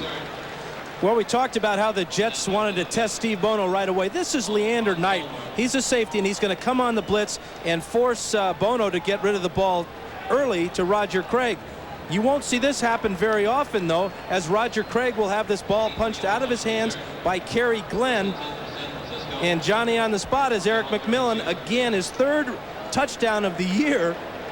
This one's a short one, though, just 45 yards. He had gone 74 and 92. Not only that, but the last 3 touchdowns scored by the Jets have been scored by their defensive unit. First down on the 32. Bono looking for Taylor. A floater that was deflected, and Taylor makes the reception at the 39. And Bobby Humphrey making the stop for the Jets. The important thing for Steve Young now is we'll see how much he has developed as a pocket passer, because this knee injury will limit his mobility, obviously. He feels that he has become a better pocket passer. He wants to stay in that pocket and be the quarterback. Amazing that we've had 3 deflected passes that have almost been caught already today. It'll be 2nd down and 3 at the 39. Rice to the top of your screen. Rathman. He'll have the 1st down. Up to the 46-yard line. It'll be a San Francisco 1st down. Steve Young with a sprained right knee. They hope to get him back into action. 7-yard gain on the play. There is Young. Steve Bono having to handle the chores for the 49ers. It's amazing how one injury can really turn the tide in a game. Not that the Jets are dominating, but it really provides questions for San Francisco now. Well, the 49ers' entire team know that they're a little short at quarterback, and that may have affected Roger Craig holding on to that pass. Play action on 1st down, and a great catch that time by Taylor. Forward progress will be marked at the 45 of the Jets, just short of a 1st down by a yard. Bobby Humphrey making the tackle. And Bono's doing a nice job so far. That time he came off his primary receiver, who was Rathman, in the flat, and went downfield to John Taylor on his hook pattern. But this is where the 49ers system, their scheme of offense, will win out. It's an outstanding system. All their quarterbacks have success in it because it's a quarterback-oriented system where he's the man in charge and he has a certain set of discipline reads to make, and Bono's making them so far. 2 tight ends on 2nd down and 1. Bono's going to throw. He's going deep for Jerry Rice. And Rice makes a great catch for a touchdown.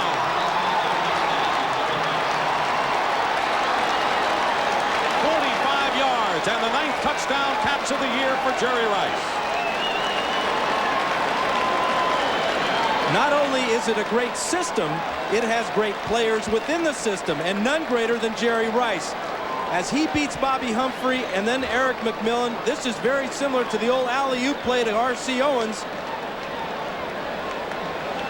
And the reaction from 5-year man Steve Bono.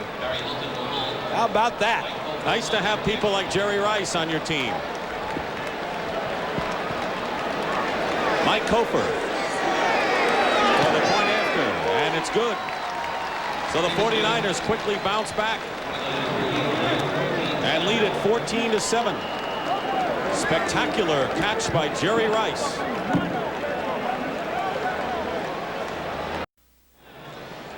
Dusk at Giant Stadium in East Rutherford, New Jersey. The San Francisco 49ers have just scored on a spectacular pass catch from Bono to that man Jerry Rice and lead 14-7 with 8:17 to go in the 1st half. Mike Cofer will kick off for the 49ers, and back deep for the Jets, JoJo Townsell joined by Philip Epps. Kick heading over towards Townsell at the 5. And he gets tripped up before he gets to the 20. Take a look at the touchdown from the end zone here. This is the Roger Craig on a weak side fake from Bono. But watch Eric McMillan. He'll drift this way and be out of position as Bono throws the deep post pattern to Jerry Rice. He's got to play center field there and get back. Now he knows he's in trouble. Good job by Bobby Humphrey making up the ground, but that's Jerry Rice. That's the 3rd longest scoring play by the 49ers this year. And they've already gone over 100 yards total offense in this quarter. Ken O'Brien going up on top will overthrow Wesley Walker. He was covered by 3 defenders, and O'Brien has a beef. Johnny Jackson on coverage. JoJo Townsell running in plays. Originally, the plan for the Jets was to alternate Chris Burkett and JoJo Townsell, the wide receivers, with the plays. Earlier in the game, they used the running backs. Well, and Burkett is playing today, but he is playing with a very heavy heart. His brother died in an automobile accident yesterday, and it's amazing to me that he can even suit up and get out on the field. He wanted to play this game and will depart after. Eric Wright is the nickel back for the 49ers. 2nd and 10 Jets. And the screen pass almost turned into disaster. McKyer had the pass not been high, would have had an easy score. Just a mix-up. Well, it is a mix-up. The quarterback and the receiver have to read the same thing that the defense is doing as far as their coverage. O'Brien felt that Townsend should obviously have stopped his route, but Townsend read it differently, and that's one of the things that have plagued the Jets offense all year. Townsend is primarily a kick and a punt returner, and as a wide receiver, he doesn't have the experience that they really need there. The one luxury is that after the play, he didn't have to go out of the game to get the next play to come in. He was already up to Joe Walton at the sideline. 3rd and 10. O'Brien in trouble. Down he goes back to the 5. Kevin Fagan that time. That's the 3rd sack of the game by the 49ers. Kevin Fagan's fired up today. In fact, he's been fired up all week. He was on one of the cards there, the bout during the week. He and Bubba Paris got into it pretty good, and nothing like a sack to make everybody feel good. There were a few skirmishes at the 49er practices this week. Fagan was involved in one of them. 4th down after the loss of 13. John Taylor goes back for the Niners. Joe Prokop will kick. Fine kick by Prokop, but Taylor already in Jet territory. Gets chased out of bounds. A 43-yard kick, Carl Howard on the play. Well, next Saturday on CBS Sports, a great game, truly. Big 8 showdown between undefeated Nebraska and undefeated Colorado. Colorado finally beat Oklahoma in Norman. You know, it's been since 1965 since the Buffaloes have won that ball game. There were the scores of yesterday's game, and the winner of this game will likely be looking at an Orange Bowl bid, a big one, Saturday at 2:30 Eastern, Nebraska versus Colorado on CBS Sports. Wesley Wall's getting looked at on the sidelines right now. Interesting decision for Seifert now. If Young can play, do I put him back in, or just keep going with the hot hand of Steve Bono? He's had the hot hand. On the Jet 46, Roger Craig. He'll have a 1st down with Rathman blocking down to the 36-yard line of the Jets. You know, we talked about the 49ers intensity at the top of the broadcast, and I think that they are answering the question. They have so much pride. They are the defending world champs, and they have style. Watch the style of Roger Craig high kick his way up through this hole. They're hitting on all cylinders right now. Steve Young has come back to the game. He had the knee, which was sprained, wrapped up. I'm not sure this is a good decision by George Seifert. I would stay with Bono in this situation. The 49ers have excellent field position. They're ahead on the score, and Bono has proven, at least to me, that he can execute this offense. Heck, he's 4 for 4 with a long touchdown pass to Jerry Rice, and here you are, you're putting Young in jeopardy. He's playing on a bad wheel. Short by an inch. Can't be much more perfect than what Bono is right now. But Young's in there. The one thing that Young has the advantage is that obviously he has more experience than Bono, but he also has had all the practice this week. He knew coming into this ball game he was going to be the starting quarterback, and I'm sure that Steve Bono didn't get hardly any snaps in practice at all. Steve Young has a touchdown pass to Brent Jones. Bono threw to Rice for a big 45-yard strike to count for the 49er touchdowns. The Jets got on the board when Eric McMillan returned a fumble 45 yards for a score. 2nd and 1. Here's Craig.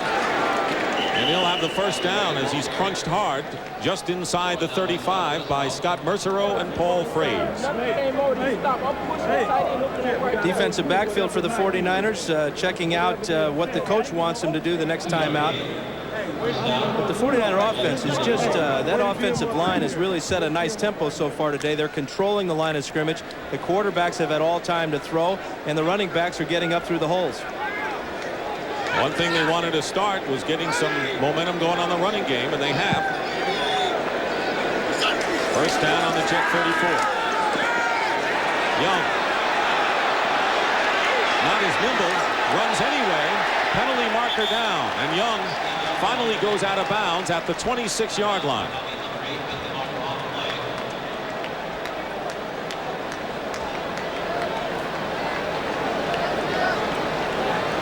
And we'll have a holding call. It may be against Rathman, the fullback.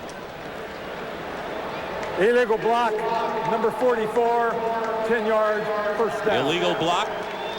We'll bring it back to the 41 of the Jets. Still first down. I don't think George Seifert wants to see Steve Young running like that, and I'm sure that Tom Rathman saw Young running, and he did everything in his power to keep him from getting hit.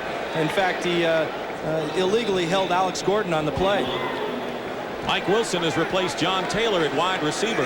He's at the top of your picture. First down and 17 for the 49ers. On the delay, here's Rathman. Slicing off tackle, and Rathman gets back about 11 yards of that. Alex Gordon and Kyle Clifton make the stop on Rathman. As we said, the 49ers are offensive line's doing an outstanding job. Here on the draw play to Rathman, you see Sapolo control Mercereau right at the point of attack, and then Rathman's instincts take over from there. But there are no Jets that are winning any individual battles up front right now. 5:25 remaining, first half. 49ers lead 14-7. On 2nd and 8. Young up the middle. Rice makes the play, and Rice is tackled at the 15. A 17-yard gain, and the stop made by James Hasty and Kyle Clifton. Well, without a doubt, the best receiver in football for a number of reasons, but mentally he is on top of the game at all times. Watch how he'll break his pattern when he sees Steve Young in trouble, cut to the open area of the field, and then these wonderful hands go up and snatch the ball, and the 49ers are inside the 20. Rice has already caught 4 passes for 81 yards, and the touchdown, that was from 45 yards out. First down, 49ers. 2 tight end alignment on the 15 of the Jets.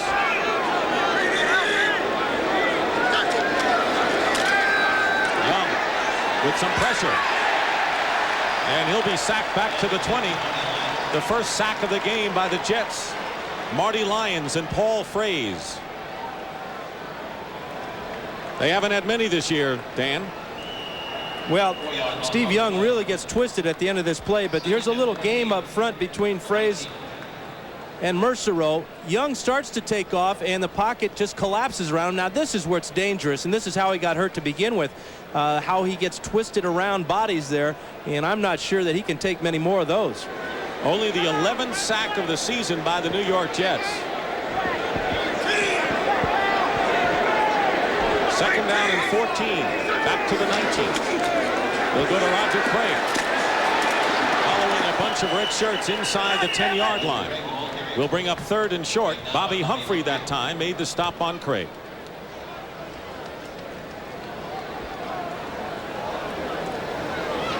'49ers may not need to pass the rest of the day if they keep running the ball like this. Here's Craig behind number 69, Bruce Colley, with the convoy here, clearing out McMillan, but the 49ers are just getting all kinds of yardage on the ground.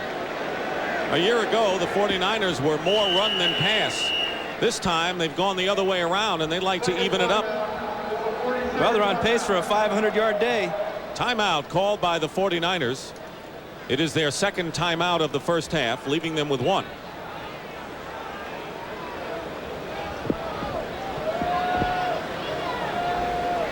There's the time remaining, 3:21 in the first half. 49ers came in with a 1-game lead over the LA Rams and can open up a 2-game bulge as the Rams lost to the Chicago Bears earlier today. And keep in mind, the 49ers will be home for all but 2 games the rest of the way. Well, the schedule really favors San Francisco because they have 4 straight home games at Candlestick. The entire month of November will be played there against New Orleans, Atlanta, Green Bay, and the Giants. So a couple of these games in here, you know, Atlanta and Green Bay, and they had a good game against New Orleans earlier. The only road games are against Atlanta and downstate against the LA Rams. Well, they have traveled their fair share this year, though. Don't forget they went to Tokyo. They've been back east about 3 or 4 times already. So they deserve a break. Jets don't want to give them one, however. A 3rd down and 3 on the 8. Young, wide open Taylor. Coming up to force the play was Eric McMillan. McMillan didn't look like Taylor would have gone in had he caught it. In any event, it'll be 4th down. But you saw the ball was thrown high, and that may be because Young cannot step forward on that sore right knee or not, because that's where all the weight is shifted. And when a quarterback isn't feeling strong on that plant leg, then the ball has a tendency to rise. Mike Kofer will come in to try to add 3 points to the 49ers lead. Barry Helton will hold. This will be a 26-yard attempt. Kick is good. And the 49ers have raised their lead now to 17-7.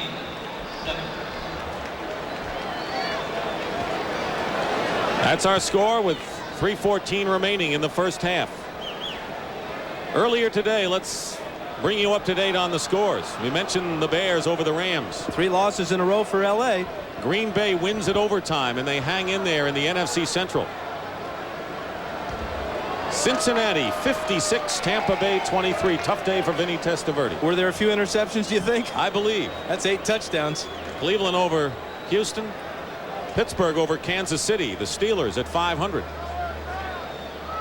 Buffalo on a roll. Really on a roll. 34-3 last week. They get 31 this week. And New England wins in overtime. Patriots beat Indianapolis, so Buffalo opening up a bit of a pad in the east of the AFC. And the Saints coming on as well. They get back to 500. Dallas? Well, 0-7. 0-8.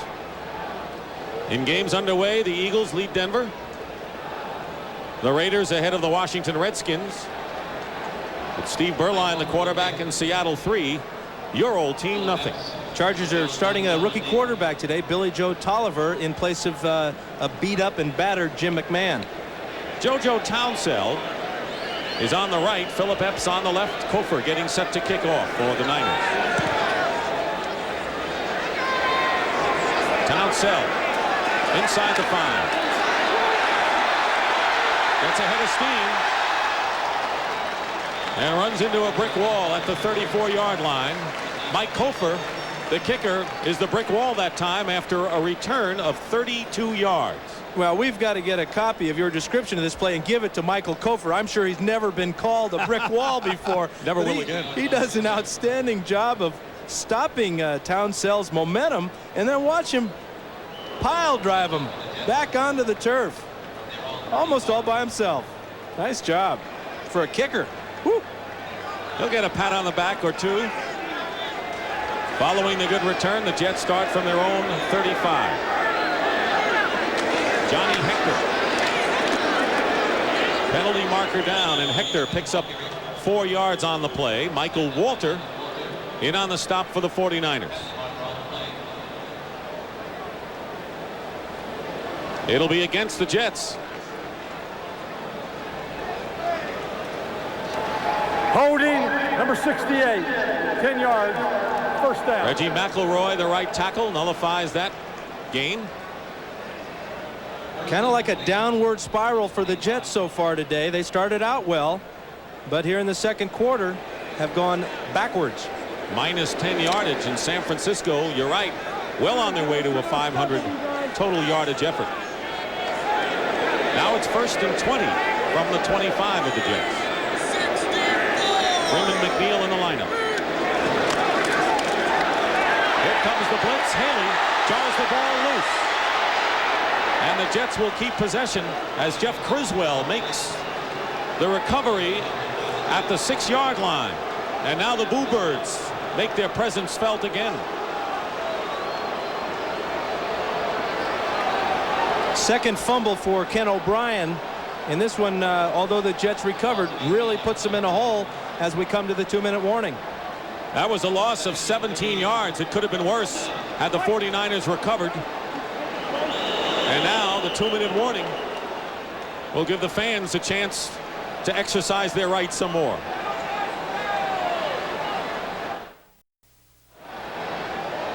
Take a look at the pressure on Ken O'Brien as Michael Carter and Kevin Fagan are working very hard. But then out of nowhere, like a shot, is Charles Haley, and he strips this ball from Ken O'Brien.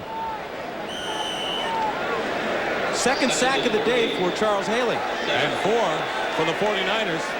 Second down and 37. O'Brien back in his end zone. trying to escape from Fagan and gets hit and will be the beneficiary of a late hit by Fagan.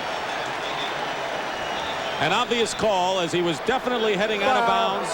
Number 75, unnecessary roughness. And Fagan will hear from George Seifert on that one. Well, there are not many plays in the playbook that'll pick you up 37 yards, but this one will, because this is a personal foul, and the Jets will have a first down. This is a mental error for Kevin Fagan. All he has to do is escort him out of bounds, but he gives him a little bump at the end here. But really, O'Brien was giving himself up there, and it stopped running. You really can't blame Fagan for that, because O'Brien had almost stopped running completely before he got out of bounds. One of the rare mental mistakes by the world champions, and so the Jets have a new life. They have all three of their timeouts remaining as well. First down from the 25. O'Brien dumps it off to K.D. Dunn, who does everything he could do to hold on to the ball on an awkward play and brings it out to the 30, where the clock runs. Charles Haley and Bill Romanowski on the stop. 2nd and 5. The 30. And the Jets will run their 2-minute offense. And the 49ers have too many men on the field. Freeman McNeil on the receiving end runs out of bounds. And I believe that Daniel Stubbs couldn't get off the field in time, and the 49ers had 12 men out there. That's partly what we were talking about as far as intensity. Just keep being aware mentally of when you should be on the field and when you shouldn't be on the field, and also in Fagan's case, being aware where the sidelines are. A couple of mental errors here for the 49ers. And the question is, can the Jets take advantage of it? We have 5 yards, 12 men on the field, 5-yard penalty, first down. An injured hip is the word on Charles Haley, who goes out of the game. That's a tough man for the 49ers to lose, because he already has picked up 2 of the 4 sacks for the 49ers, if indeed he does not get back in there. Well, in his replacement, Daniel Stubbs is playing with a sore groin, so the 49ers are not at full strength here. First down at the 35 of the Jets. Penalty marker down, and Hector out of the backfield, and we may have a holding call that time against the Jets. That'll be the call. Holding, number 61, 10 yards. Jeff Criswell, and so just when the Jets get some kind of momentum and sync going, they get called for the bad holding penalty. 1 step forward, 2 back. How do you break out of a 1-for-6? Mired in a terrible slump, all kinds of mistakes. You wonder about the head coach and whether he can do anything about it. Well, and then you're playing against the best team in football, maybe in the 49ers, so they're not getting any breaks on the schedule, and they're not helping themselves out at all. 1st and 20. Up the middle, K.D. Dunn makes the reception to the 33-yard line. Clock is running. Keena Turner on the stop. Jets still have 3 timeouts to go. 2nd down and 12. Freeman McNeil gets by a tackler and falls down at the 39-yard line. Tim McKyer is there. Jets are not using any of their timeouts, amazingly. And why not? Normally a quarterback's told to start using them inside of 1 minute. Here O'Brien has 3 left, and he's letting all this time go off the clock. O'Brien up the middle, flag down. Let's see if they call it an incomplete pass. It's the tight end, Keith Newbert. Holding, number 79, 10 yards, 3rd down. It's Mike Haight holding for the Jets. And they're calling it a fumble, and it's 49er ball.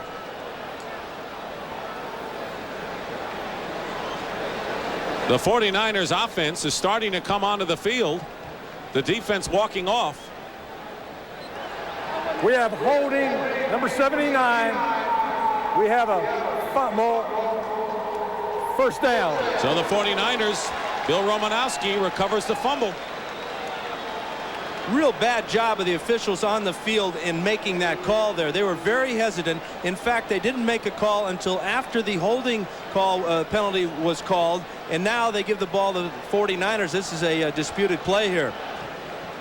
Here's the pass to Newbert over the middle, and from this angle it'd be difficult to tell, but we'll do our best. There's the hit, and that was a fumble. 28 seconds to go in the first half. The 49ers are on the Jet 43. Steve Young has an open route to Craig. Craig still going. Is down at the 29. A first down. 49ers still have one timeout left. Carl Howard on the stop. They're just trying to set up a field goal opportunity before halftime. Young has Craig. Craig is tackled with 6 seconds to go, and the 49ers will use up their last timeout. Gerald Nichols on the stop, and they'll try to get 3 more before this first half is history.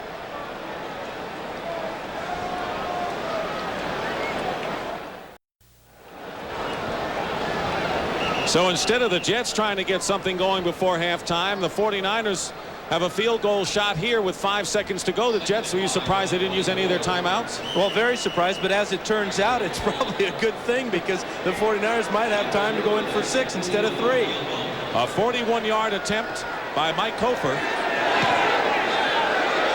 And the kick is good. Kofer is 2 for 2 this afternoon. And the look on Joe Walton's face says it all. That is the end of the first half. And the crowd really letting the Jets know how they feel. 20-7, 49ers lead at halftime.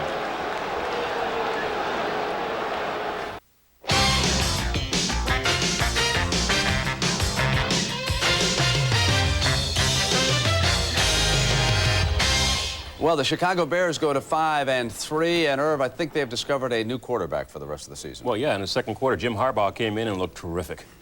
And the Bears beat the Rams. The final again was 20-10 in that game. Meanwhile, they'll play Green Bay next week, and that's 23-20. The Packers win that one in overtime, and they go to 4-4 on the season. Irv, what about Boomer Esiason today in this game? Oh, boy, I tell you, when you knew that the Cincinnati was going to break loose one day, you know, he just had a phenomenal day. 2 or 3 touchdown passes. And they go to 5-3, and they break that losing streak at home. The Cleveland Browns also go to 5-3, 28-17 over the Houston Oilers. The Pittsburgh Steelers over the Chiefs, 23-17 was the final there. The Bills win again behind Frank Reich. They are now 6-2 on the season.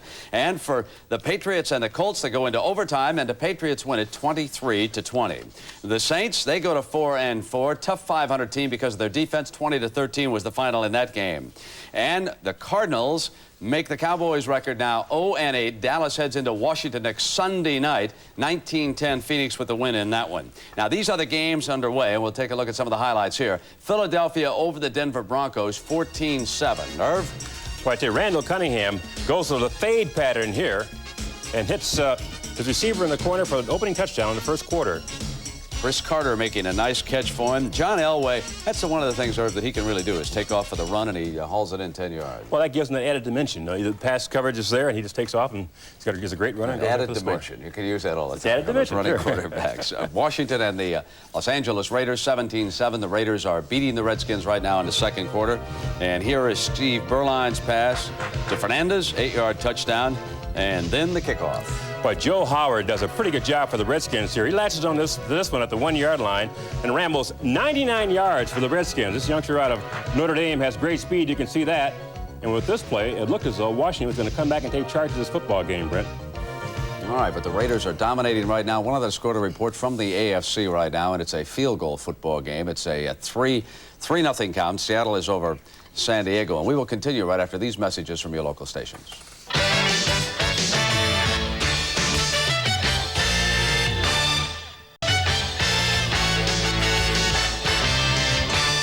Irv, I think the Bears found a new quarterback today. Yeah, indeed.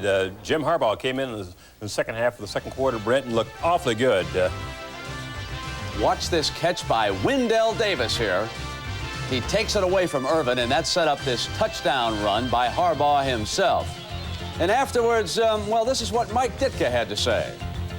I'm just excited about what happened. I'm very proud. I really don't have anything else to say. We got a lot of guys in there that deserve to be talked to. We needed a win. We got a win. We broke the losing streak, and we hope to keep it broken. And so both the Rams and the Bears go to 5-3. Next week, Chicago will be taking on the Green Bay Packers. The Packers needed overtime to beat Detroit today, 23-20. What a day for Barry Sanders, Irv. Big day indeed, Brent. He carried the ball for 184 yards and 30 carries, and most of them were exciting runs like that one. Now, overtime. Lindy and Fonte lost the coin flip. And here comes Rodney Peete. Watch this interception by Mike Murphy. And out of bounds to set up the winning field goal by Chris Jackie. The hero of the day, Chris Jackie, from 39 yards out in overtime, nails it. Packers pick up the win. And the Packers go to 4-4 on the season. Meanwhile, the Cincinnati Bengals explode in the second half. 5 touchdown passes for Boomer Esiason. Tim McGee with 2 of them. What a day Esiason had. Huh. Indeed. You knew one day this team would explode. You just didn't want to be the defense playing against them when it happened. Today, Tampa Bay was the victim. Rodney Holman picks up that one. So the Bengals go to 5-3, but Cleveland stays tied with them in the AFC Central because the Browns come back to beat Houston. Here's the old flea flicker.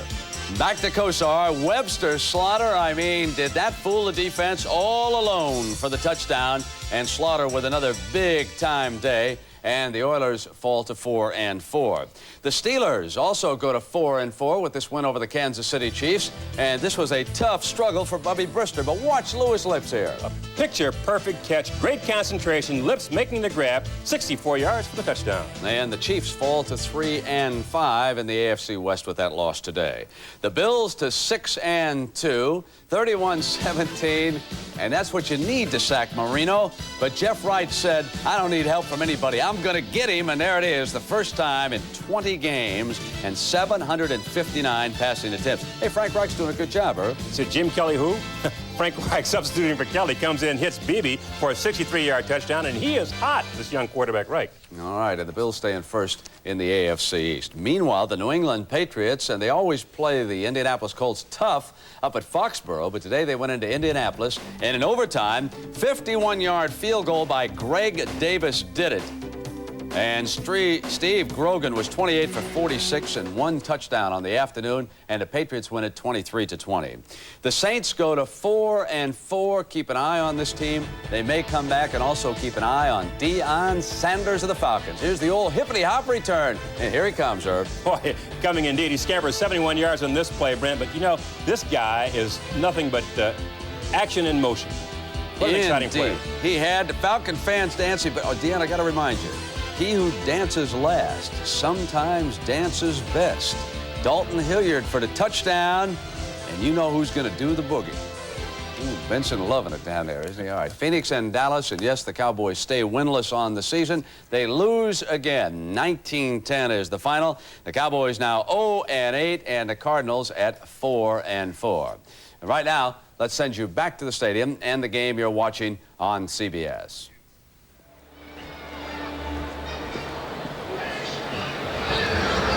49ers lead the Jets 20-7 at halftime, and CBS Sports coverage of NFL football will continue after this message and a word from your local station. Sports coverage of the National Football League is sponsored by Levi's 505 and 506 jeans. Shop-Vac wet-dry vacuums. If you own a house, you gotta own a Shop-Vac. And by today's truck, Chevrolet. Nobody's winning like the heartbeat of America. 20-7, the 49ers lead the Jets at halftime, and Dan Fouts is an ex-quarterback who's in and out because of injuries at times. What are your thoughts of Young getting back in there, even though the 49ers have that lead when Bono was, ignited that big play? Well, I really think that Steve Bono can carry the 49ers this second half. Number one, rushing the ball. The 49ers are doing a great job. That offensive line is also protecting the quarterbacks extremely well, and I think that Steve Young is much too valuable to the 49er football team to have him risk further injury to that knee. Are you surprised the Jets really didn't get a great spurt when McMillan went in for the touchdown? It looked like there was their chance to go from there. It really was. I mean, here's the chance. They tie the ball game up at 7 apiece, and the Jet offense then goes out there and goes backwards in the second half. 0 yards for offense in that second half for the Jets. And of course, the fumble allowed the 49ers to get the last 3 points before halftime, and here's how it happened. Well, this is Newbert on the reception over the middle, and he gets the ball punched away right now as Keena Turner comes in and just strips it with his right hand, and Romanowski and Michael Carter, of all people, are there for the recovery. Well, as you mentioned, 0 yardage in the second half, and so the total yards 280 to 90. And the Jets scored. It was their defense who scored. Their offense have not scored a touchdown in the last 11 quarters and continues to struggle. And The score is 20-7, yet the Jets are not out of this game. Well, they're not, because it's just a 13-point lead for the 49ers. Now, what that means is if you score a touchdown and convert, and score a touchdown and convert again, if you're the Jets, then you have the lead. So the Jets, all strange as it may sound, and based upon the way they played that second quarter, they're not out of it yet. Yet they really haven't shown an indication that they're ready to break through. Did you get the feeling that no one was able to step forward? I think the real key that happened to the Jets in the first half was the injury to Mickey Schuler. When he went out of the game, that changed what Richie Kotite wanted to do, the offensive coordinator for the Jets, as far as controlling the ball on the ground and throwing play-action passes with their 3 tight end offense. Also, Wesley Walker is limping around a bit out there, so the Jets are not performing at full speed. They're not even at half speed with all the injuries they've had to their offensive receivers. Pat Leahy will kick off to start the second half. Deep for the 49ers is Terrence Flagler. He's on the left, and Spencer Tillman back there with him. And the Jets try an onside kick to start the second half and recover it.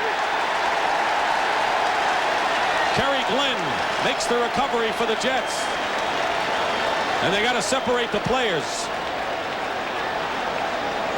But it's Jets ball.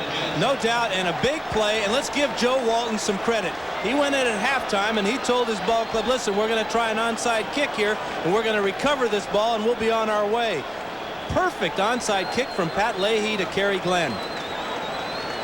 Well, if you're looking for a spark, the Jets thought they had one on the fumble recovery for a touchdown by McMillan. Maybe they'll have one now. Well, they said they wanted to come out in some way to shock the 49ers to begin this game. Well, they waited till the end of the first half to do that. First down and 10 on the 49ers 46-yard line. Ken O'Brien, the quarterback. Johnny Hector gets into Niners territory. Chet Brooks making the tackle.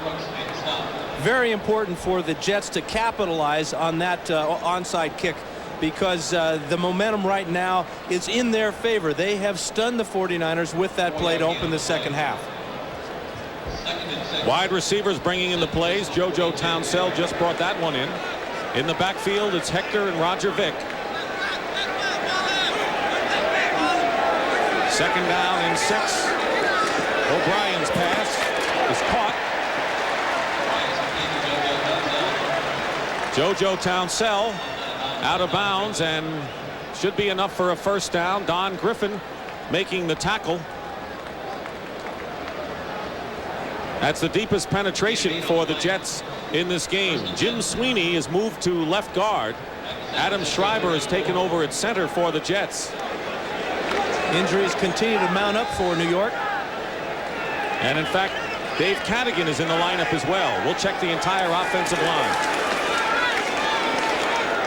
Roger Vick gets to the 31-yard line, picks up of about 3. Matt Millen making the stop for the 49ers. Dan Alexander is playing right tackle. Dave Cadigan is the right guard. Adam Schreiber is the center, and a shakeup in the Jets offensive line. Well, an entire shakeup, and whether it's due to their performance or to injuries, I have to think it's due to that poor performance they put on in that second quarter. Meanwhile, Michael Carter limps off the field and is replaced by Pete Kugler. Second down and 7 on the Niners 31.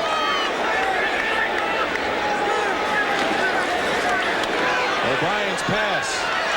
Townsell incomplete. It's Carter's right foot. And there's a lot of weight on that right foot. 300 pounds, and especially when you're playing on this artificial surface, you tend to twist and turn, and sometimes you sprain an ankle or something. Interestingly enough, the Jets thought that Jim Sweeney, who'd been their mainstay at center, would be able to do decently against Carter, who's been just superb as the nose tackle. Eric Wright, the nickel back, but Sweeney now playing guard. Play action on 3rd and 7. O'Brien's pass is caught by Lubert, and a first down for the Jets to the 15. A gain of 16 yards with Griffin on the tackle. This is Ken O'Brien's best pass of the day as he fakes the ball to Freeman McNeil, and now he'll just step up into the pocket and loft this ball over Bill Romanowski's hands right there and drop it into Newbert, and the Jets are in business inside the 15. Former basketball player at the University of Nebraska, causing George Seifert some fits right now. He holds the Nebraska basketball record for most times fouled out in the game. Can't foul out of this one. First down on the 14. Roger Vick climbs his way inside the 10. Matt Millen makes the tackle. It'll be second and short. Well, this new offensive line is going to open up a huge hole for Vick over the left side, and he's going to just plow right through it with some high knee action of his own. Great job on Michael Walter by Jeff Oliver, number 70, a rookie. Second down and 2. I don't know what the Jets did in that locker room at halftime, but so far it's worked. Here's Vick, and he's hit by Pete Kugler for no gain, and that'll bring up third down and a couple. Well, whatever Joe Walton talked about at halftime, it has worked. And I go back to that onside kick, which is one of the riskiest plays in the game. If the Jets don't recover it, they give the 49ers tremendous field position. But if they do recover it, they swing the momentum to start the second half in their favor. It was a good gamble for the Jets. Well, they had nothing to lose, that's for sure. Third down and 2. O'Brien overthrows his man in the end zone. Burkett was covered by Griffin, and that'll bring up fourth down, and they're going to send in the field goal team. I think the crowd was looking for more than that. Well, Ken O'Brien wanted to go for it too. He had Burkett in the back of the end zone, but Burkett fell down.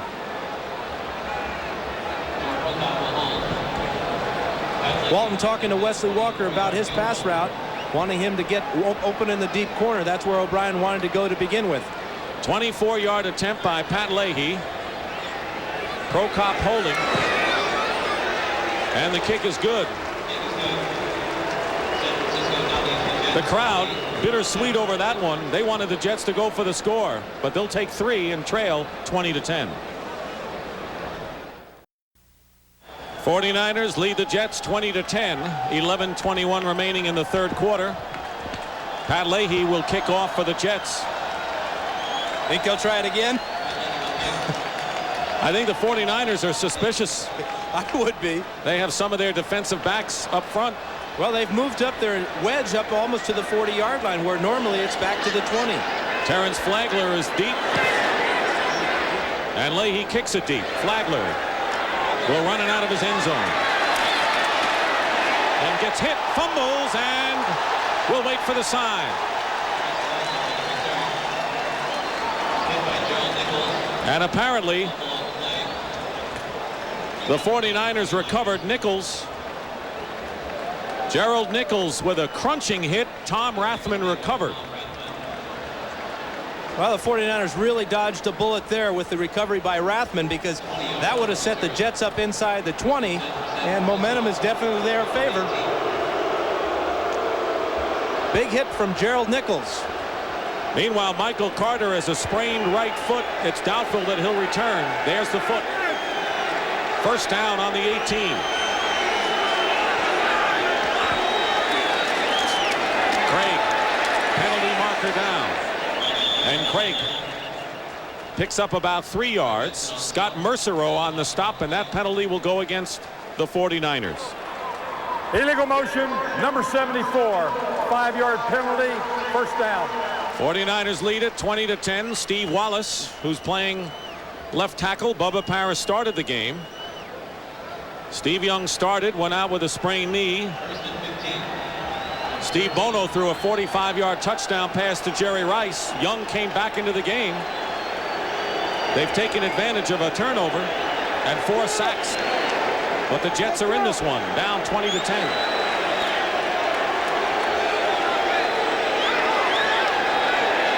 Ball on the 13. Young going for Jerry Rice. And he nearly made a one-handed spectacular grab. James Hasty, step for step with him. As you said, Dick, this is almost a spectacular one-handed grab from Jerry Rice.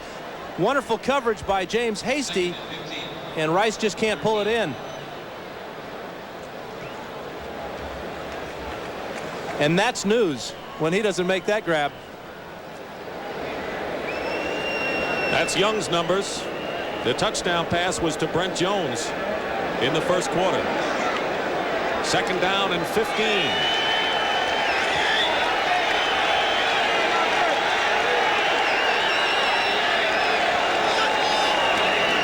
Roger Craig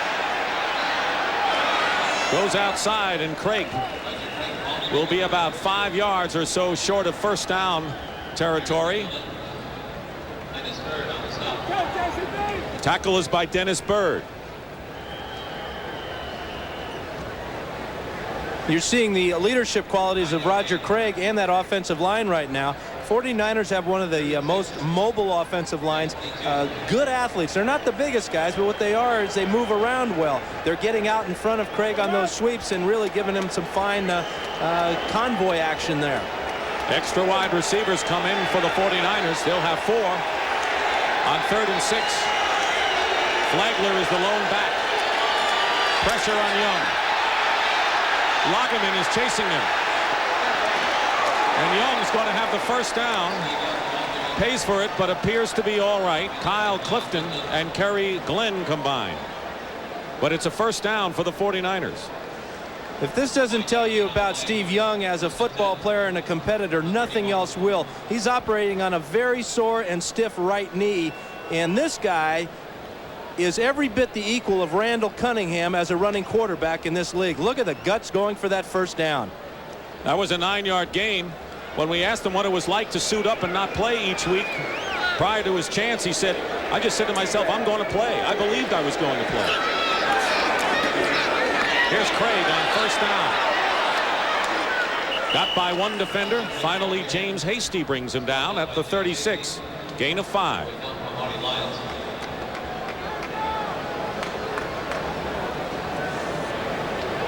Amazing run for Steve Young there out of the pocket, picking up that first down like that. He is such a competitor. You said that he prepares himself to play, and that's why he's playing right now. A lot of guys with the injury that he sustained in that first quarter would have taken themselves out of the ball game, but this guy, he knows that this is his opportunity to shine.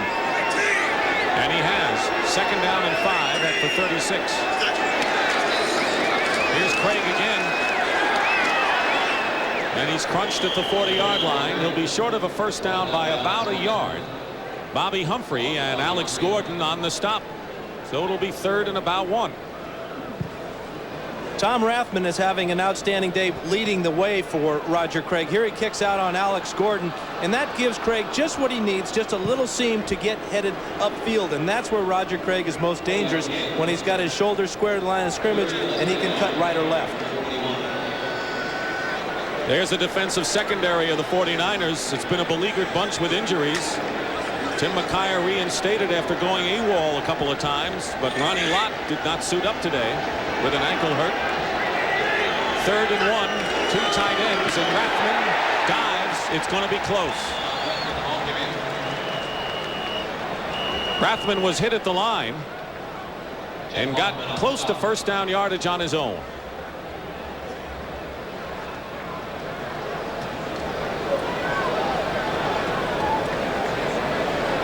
And it is a first down for the 49ers. Jeff Lageman of the Jets really made a nice play there of getting in Rathman's face and not allowing him to get any push on the defense there, and he almost prevented the 49ers from getting that first down. Lageman is 6'5", top draft pick out of the University of Virginia. First down for the 49ers down their own 42. Young overthrows Roger Craig to bring up 2nd down. Intended for Roger Craig. Eric McMillan on coverage. 49ers a 4-1 against the Jets, and this is the first time that they have played the Jets here at the Meadowlands. They have played the Giants 6 straight years here at Giant Stadium, but the first time they played the Jets here. Last time, of course, was at Shea Stadium, the former home of the Jets. And you get the feeling that maybe perhaps this 49er ball club and those Giants may be meeting later in the year. Depends on whether it'll be here or at Candlestick, though, in the playoffs. Giants practiced earlier today. They're playing Minnesota tomorrow night. 2nd and 10. Young has Brent Jones up the middle. And another first down into Jet territory. A gain of 14 with Eric McMillan. And Troy Benson making the stop on the Burley Jones. Good job by Steve Young going to Brent Jones, who is blocking first and then releases on the delay pattern. Young wants to go outside first to Jerry Rice, but there is Jones on the delay and right in the zone there, and he picks up a first down. Brent Jones has caught a touchdown pass. Good patience, though, by Steve Young, reading the defense. 1st and 10 at the 45. Roger Craig gets a hole off the left side. And might have gotten more, but Marty Lyons slowed him up. Lyons might have saved an additional 10 yards. Well, somebody for the Jets has to come up with a big play here before the 49ers get down with at least within field goal range and erase the Jets' 3 points that they scored earlier in this quarter. But the Jets defense have no answers right now for what the 49ers want to do. Niners have held the ball for 5 minutes on this drive. Winding down to 6 minutes to go in the 3rd quarter. 2nd down and 3 on the Jets 38.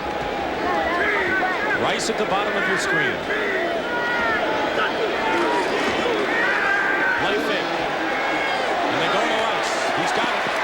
It'll be another 49ers first down inside the 25. A gain of 14, and it was Bobby Humphrey covering that time. Good play call there by Mike Holmgren, as again the 49ers tried the weak side play action pass, but instead of sending Jerry Rice on the post where he scored when Bono did it, they ran him on a deep out, and he was wide open against Bobby Humphrey. A good day thus far for Jerry Rice. Bo Jackson has had a big touchdown run in the Raiders-Washington battle. First down San Francisco on the Jet 24. Craig goes outside, loses the ball out of bounds. He was hit by Eric McMillan, but it'll still be Niners ball. Brent Musburger has that Jackson run, I'll bet. Brent? And here it is, Dick. Bo Jackson explodes for 73 yards against the Washington Redskins. Watch big man after him. Go ahead, can you get him? Can he get Clubby? No, he can't reach him. 73 yards. It's 24-10 Raiders. Back to Dick. Bo can. Bo can, and he does. Michael Carter leaving on crutches. They're going to X-ray that foot. That would be a tremendous loss to the 49ers defense. He's the anchor there. Young on 2nd down and 9. Plenty of time. Goes for Rice, who drops the ball on the goal line. Covered by McMillan. He had it in his hands. Actually, he never had it in his hands. He let the ball get all the way into his chest, and this isn't like Jerry Rice. He possesses tremendous hands, but watch as McMillan just reached out with his right hand and deflected that ball off of Rice's chest. We're at Giant Stadium in East Rutherford, New Jersey. Dick Stockton and Dan Fouts. 4:35 remaining in the 3rd quarter. The 49ers lead the Jets 20-10 and trying to add to their lead. They have a 3rd down and 9. Mike Wilson becomes the 3rd wide receiver. Pressure on Young. Young's pass tipped away. And it's Kerry Glenn on the defensive play intended for Mike Wilson, and that'll bring up 4th down. The Jet defense came up with a couple of big plays there. 2 by Eric McMillan. One was the forced fumble on Roger Craig. Then he deflected the pass out of Rice's hands. And here Kerry Glenn comes up with a big one. So the Jet defense isn't quitting. Mike Kofer will try a 40-yard field goal with Barry Heldon holding. Kofer is 2 for 2 And now perfect, 3 for 3 on the day with a 40-yard field goal. So the Jets now have a bigger hurdle. It's 23-10 San Francisco. Mike Hofer has kicked 3 field goals for the 49ers today, and they lead 23-13. 4:26 to go. There's the play and the drive, nearly 7 minutes. They have had several long drives today for the 49ers. Well, the Jet defense has had trouble stopping them. You got to give them credit there. They kept them out of the end zone at least. You see the football there, and if you look closely, that's that old commissioner there's name on there. What's his name? Rozelle, was that his name? Talked to Tagliabue about that before the ball game started. He says he's got to do something about that. Better get that pen out. It'll be down for a touchback by Philip Epps. Well, next Saturday we've got an outstanding battle, a Big 8 battle between 2 undefeated teams, both nationally ranked 4th and 3rd respectively. Nebraska and Colorado. You said Steve Young could run as well as Randall Cunningham. There may be a guy in the college ranks who could run as well. Well, Nebraska's Jerry Godowski. He threw for 2 touchdowns yesterday in their big win over Iowa State, but he ran for 4 more. Anyway, it'll be Nebraska 8-0 against Colorado. They beat Oklahoma yesterday. Next Saturday. 1st and 10 on the 20-yard line. Freeman McNeil goes in motion. Ken O'Brien's pass is caught by Wesley Walker. And they have to separate Matt Millen and Newbert, the tight end. Bill Romanowski made the tackle for the 49ers. And a pickup of about 7.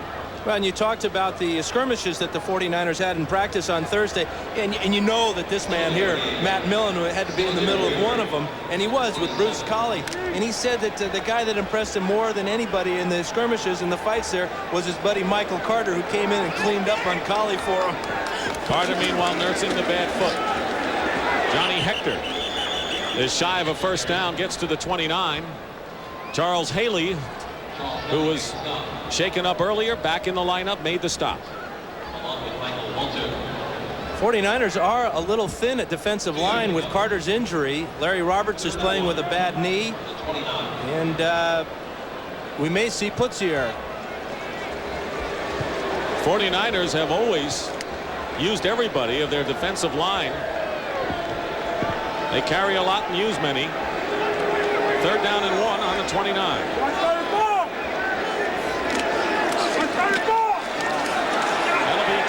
With a first down, and Romanowski pins him hard to the turf, but not before Hector has a first down to the 37-yard line. Nice job by Hector of picking the hole and getting upfield and getting this first down, but watch Romanowski at the very end of it. This is what you might call a big hit. Blindside. Oh, and he hit him with his helmet right on Hector's jaw. That'll rattle the molars. Hector is 54 yards. By the way, Jeff Fuller, good news, walking, will go home next week. Not totally decided on any nerve damage to his arm, but it's better news. O'Brien completes the pass on 1st and 10 to Wesley Walker. And right now, for a report on the Eagles-Broncos game, Brent Musburger in New York. Brent? Well, Dick, a bit of a surprise at the way the Philadelphia Eagles are handling Denver. Randall Cunningham had been in a slump for the last couple of weeks, and Jimmy Giles with a great effort here. Does he get in the end zone? They give it to him. 21-7 now is the count. Let's go back to Dick. Thank you, Brent. Of course, that puts pressure on the Giants, who have a big one with the Vikings coming up. Right here, it's 2nd and 5, Jets on their own 43. On the counter, here's Freeman McNeil diving for the first down to midfield. Kevin Fagan on the stop. And that rearranged offensive line of the Jets is doing a nice job. The right side there, open a nice hole for McNeil. And the Jets have felt that they're more effective alternating the running backs because McNeil and the others have been trying to create too much on their own. Well, when you have an offensive line that is not performing very well, your running backs almost take the responsibility on their shoulders to make something happen. Unfortunately, the Jets have 2 outstanding guys back there in Freeman McNeil and Johnny Hector, and when they alternate, they both keep each other fresh. First down on the Niners 49. chased out. And he completes the pass to Roger Vick out of the backfield. Gain of just a couple. Matt Millen was there on the stop. Under a minute remaining in the third quarter. The 49ers lead the Jets 23-10. Johnny Hector coming back in the game, and that's a good sign. He really took a big hit from Romanowski, but that's a good sign, him back in the lineup. Freeman McNeil leaves the game. He had been struggling in a big way in the last month.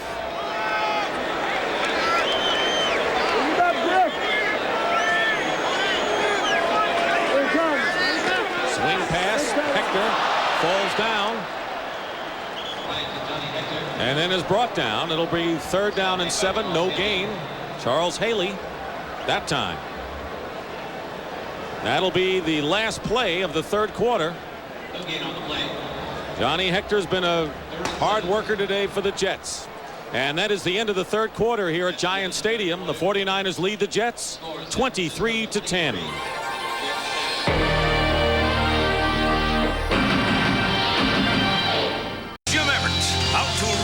The Rams meets Herschel out to supercharge the Vikings. Two forces collide next Sunday.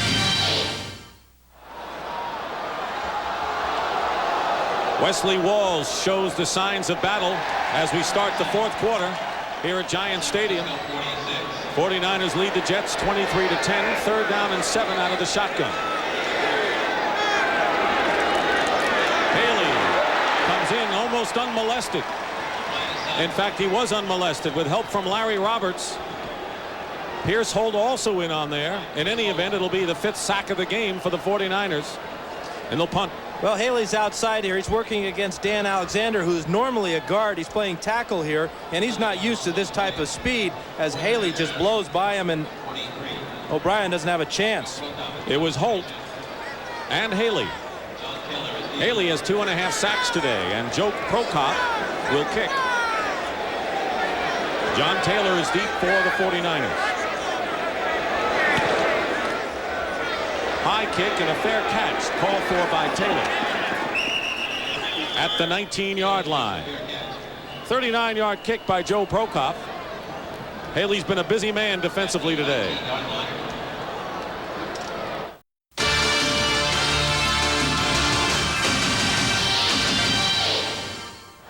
Paul Tagliabue is the guest live on the NFL Today. That'll start our coverage next week, 12:30 Eastern. The NFL Today. Most of you will see the Rams against the Minnesota Vikings. Rams trying to break a 3-game losing streak, and then the Giants in a division battle against the Phoenix Cardinals. That's next Sunday on CBS Sports. Well, you know, the fans just wanted a good game here today. Well, they also want a little entertainment. Looks like they're entertaining themselves a little bit. Weird-looking pumpkin. On 1st and 10, Roger Craig. And it takes a few to bring him down, and Guy McIntyre had the key block. A 16-yard pickup. Jeff Lageman makes the stop at the 35. Again, the 49ers with one of the most basic plays in football, the old sweep play that, you know, the Packers with Fuzzy Thurston and Jerry Kramer made famous. What was that, about 30 years ago? But the 49ers are making them proud as both guards, Colley and McIntyre, out in front of Roger Craig again. First down at the 35.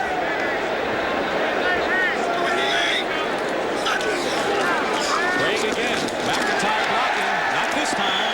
And cutting through was Jeff Lageman. Right now for an NFL Today update.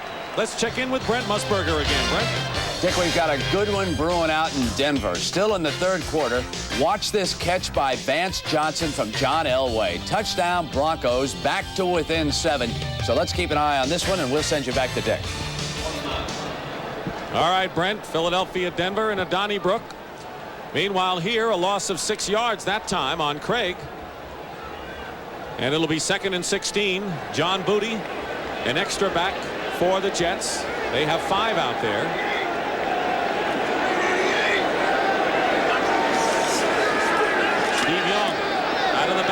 Craig. And Craig drags the defender up to the 40-yard line. Leander Knight on the stop. It'll be 3rd down and about 4. Gain of 12. Good patience for Steve Young in the pocket. Again, taking what the defense gives you. The Jets were in a zone, went to his secondary receiver in Craig, and look what Craig gives you after the catch. Great running ability, dragging the defender about 5 extra yards. 6 catches for Craig today. 4 wideouts, including Mike Wilson and Terry Greer on 3rd and 4. Young's pass complete to Mike Wilson. And that'll be good enough for the first down just in Jet territory, a gain of 10 yards. When you look down on the field at Steve Young, and he's limping very badly right now. You just wonder how much longer he can play on that right knee. He's such a competitor. I'm sure every time he comes to the sideline and the coaches say, "How you doing, Steve?" He says, "Oh, no problem. I'm feeling fine." But there's got to be a reason why the 49ers, even with a lead like this, won't go with Steve Bono, who delivered in the series he was in. Well, the man right there, George Seifert, is probably the guy that can give you that answer. 2 tight ends for the Niners, 1st and 10. Roger Craig with Rathman blocking. Alex Gordon on the stop. No gain. Now Bono gets the helmet on, and it looks as if Steve Bono is going to warm up a bit and get into the game. Well, they're not even going to give him a chance to get loose. Hey, Bono, get up here. You're in the ball game. So Young apparently is hurting, and I don't think Steve wanted to come out. No way. Absolutely no way. This guy loves to play the game. I mean, he plays the game even when he's not in there, at least mentally. He's very disappointed, but he is in pain, and it's important for him to get out of that ball game. You look like a starting pitcher, unhappy to see the manager come out of the dugout. Got the hook. 2nd and 10 with Bono. And the pass thrown between Brent Jones and Roger Craig. And that'll be 3rd down. Well, what do you expect? He didn't get a chance to warm up.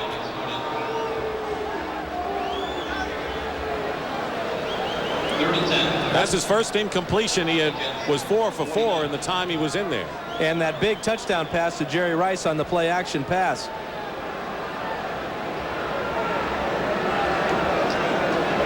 This is a difficult situation for a quarterback with not a whole lot of experience like Steve Bono. This is a 3rd and 10, and the Jets have come in with their nickel defenses. Last time they were in this situation, they blitzed him, and he had to dump it off to Roger Craig. 3rd down and 10 on the 49 of the Jets. They give it to Rathman. Stop for no gain. Dennis Byrd, another one of the good-looking rookie defensive linemen the Jets have for the future. We'll take a look at Dennis Byrd, number 90, as he gets good penetration. And this gives me the idea that George Seifert wants to play a field position game from here on out. Let his defense continue to control the Jets' offense. Barry Hilton will kick it away. He only punted once last week. JoJo Townsell deep for the Jets.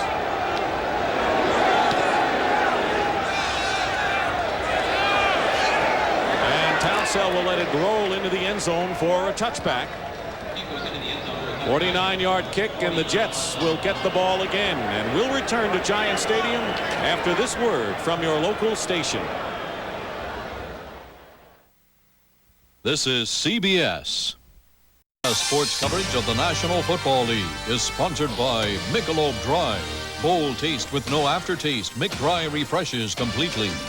The Gillette Afra Plus system and Gillette Foamy, together the best a man can get. And by Subaru, we built our reputation by building a better car. Back at Giant Stadium, Dick Stockton and Dan Fouts. That much time remaining in the 4th quarter. The 49ers lead, and the Jets could be on their way to their 5th loss in a row. The offense has not scored a touchdown in the last 12 quarters. They start from the 20. Ken O'Brien. And through the hands of Wesley Walker, he was covered by Tim McKyer. By the way, McKyer's been in there because of a concussion suffered by Darryl Pollard, who started another one on the long list of injuries in the 49ers secondary. 8 different starters for the 49ers this year in the secondary. There's Ronnie Lott on the sidelines. He's been out for a month. The 49ers came into the game 17th in the league in pass defense. They're getting healthy today, though. They've held the Jets well under 200 yards. Been a team to get healthy on. 2nd and 10. Swing it out to Vick. Roger Vick down at the 29, short of a first down by about a yard. Charles Haley on the tackle. Vick has been having his troubles lately. The Jets had no running attack. McNeil and Vick had really come up empty in recent weeks. Well, they have, but Roger Vick, when he is right, is an unusual fullback because he has speed to get outside. 3rd down and 1 now at the 29. Make it 3rd and 2. O'Brien has Burkett and a first down on a slant in to the Jets' 42-yard line. Tim McKyer on the stop. Good for 13 yards. This is such a big play for Chris Burkett. Playing with a heavy heart because his brother died in an automobile accident yesterday. Real tribute to what this young man is made of, having the ability to concentrate on football under a very stressful situation. Came over from the Buffalo Bills and not yet totally familiar with the Jets offense. First down, Jets on their 42.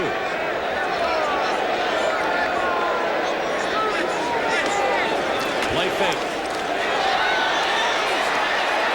O'Brien chased by Stubbs.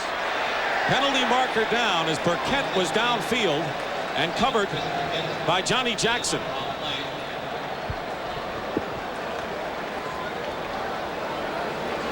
This will be an interesting decision for the officials because to have pass interference, you have to have a catchable ball. But this may go against the Jets and Chris Burkett. Look, judging by Joe Walton's reaction, apparently it is against the Jets. And we talked about the symptoms of a losing ball club. Drop passes, what you've seen on this drive from Wesley Walker. Penalties, as we're seeing here, and fumbles, a couple already today. Pass interference, number 87.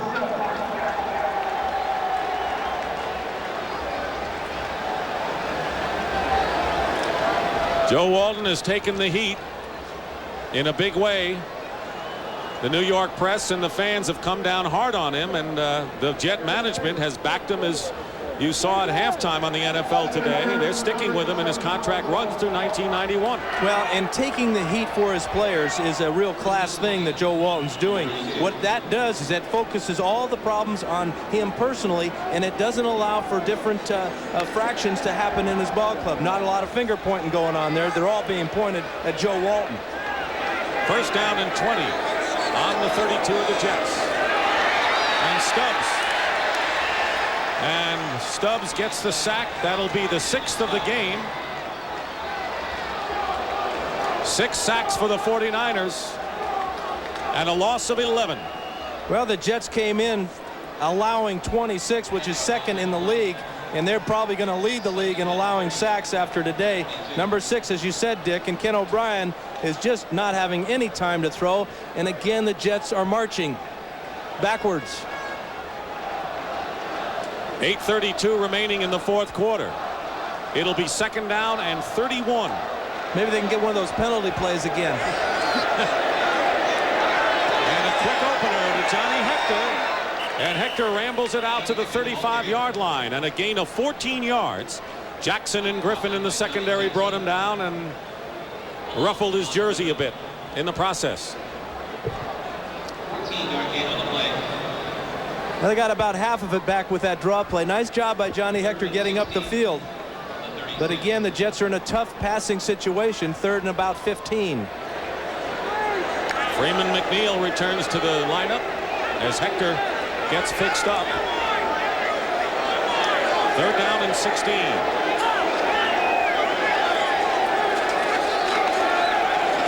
O'Brien has pressure. Penalty marker down. And the pass is complete to Johnny Hector. 10 yards shy of a first down. Bill Romanowski was right there on the hit. Let's see what the flag is, though. See, I told you that's all they needed, one of those penalties to pick up that first down. They're doing great when they're in those 3rd and 30 situations, picking up these penalties. Remember yesterday, Joe Walton says it's tough when we're in 2nd and long. How about 3rd and 30? Illegal, hands to the face mask. Number 78, first down. That's Pierce Holt and a Jet first down. Boy, they have been the beneficiary of those. Roger Craig on the sidelines getting his left hand wrapped up with some ice.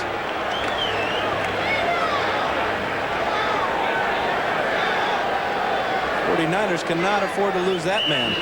Carter already went in for x-rays on his foot. Steve Young had to come out after spraining his knee. Now Craig with a bad hand. 1st and 10 on the 41 of the Jets. O'Brien's pass was intended for Townsell and was short, and O'Brien took another hit.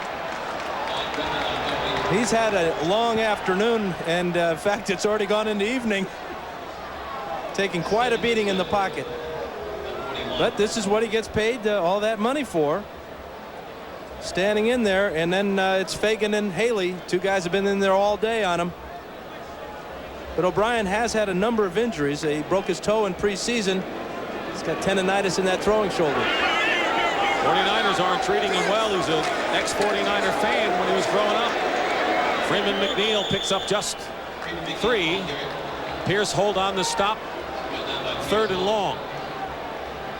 What did O'Brien tell us? He was a fan of the 49ers when Jim Plunkett was the quarterback. And not many people remember that. Plunkett was the quarterback for the 49ers. It was up to Al Davis and the Raiders to resurrect Plunkett's career. Got him in the Super Bowl. What a great competitor. In fact, when I was a kid, Jim Plunkett was my idol, too. I mean, he's 4 years older than me, though, Dick.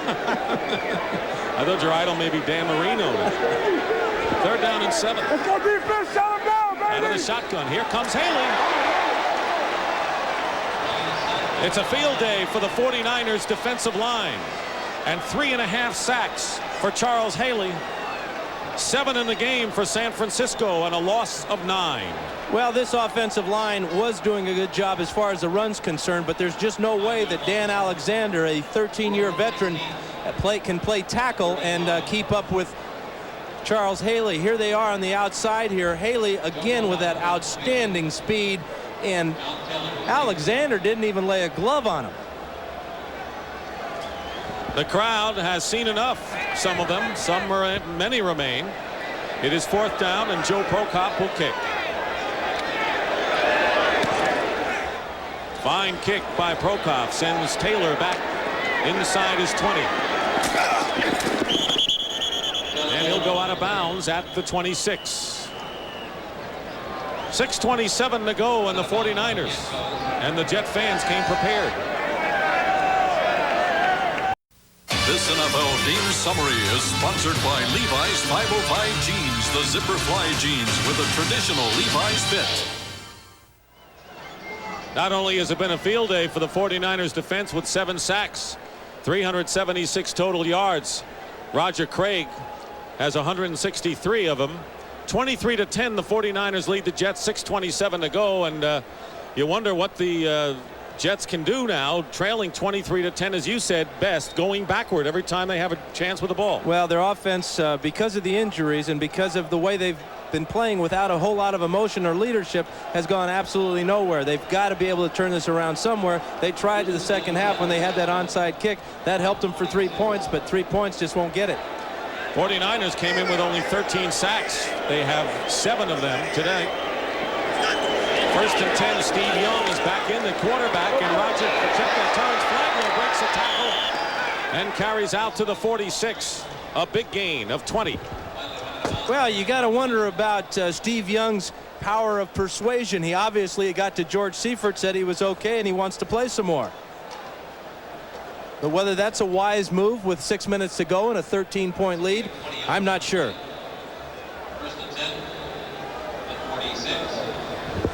And on the other sideline, that's Mark Malone, who is the backup quarterback to Ken O'Brien. And O'Brien is going to be a sore young man tomorrow morning if he isn't already. Rathman and Flagler are the backs. Craig out with that injured hand. First down. On the delay, here's Terrence Flagler. Dives to midfield. Right now for another update, let's check in with Brent Musburger on the late game. Brent? Well, Dick, here's a check on that game out of Denver, and the Broncos grow even closer on the scoreboard. Randall Cunningham turns it over. But the Broncos can't get a touchdown. Look where they were, inside the 5. They kicked the field goal, 21-17 now. They've gone to the 4th, and we send you back to Dick.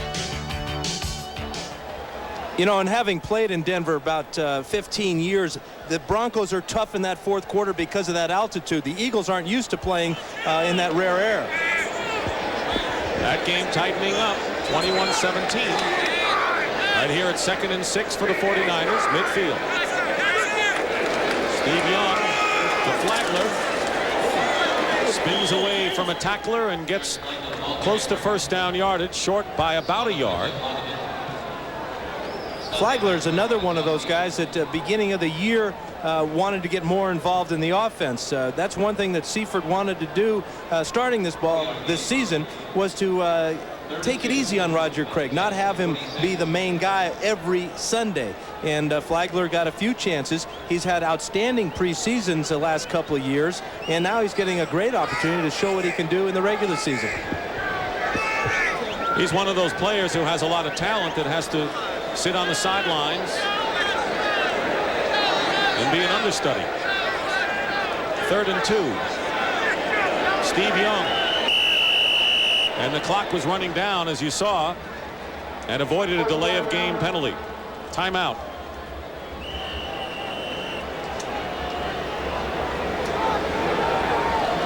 '49ers comfortably in front. Teams in hot pursuit of the national championship. 4th-ranked Nebraska, 3rd-ranked Colorado. The Big 8 battle of the year next Saturday on CBS Sports. 3rd and 2. Roger Craig and Jerry Rice on the sidelines. 3rd down and 2 at the 46 of the Jets. Flagler. And he'll lose. Jeff Lageman on the stop. And that'll bring up 4th down. Interesting that Rice and Craig are on the sidelines along with John Taylor, but yet still in the ballgame is Steve Young playing on a bad knee. How do you figure that? Obviously, George Seifert doesn't have confidence in Bono's abilities at this point of his career, and he wants Steve Young to just be out there executing the offense, and he wants to play now just a field position game, kick the Jets back deep in their own territory. Barry Helton will kick. Back deep, JoJo Townsend.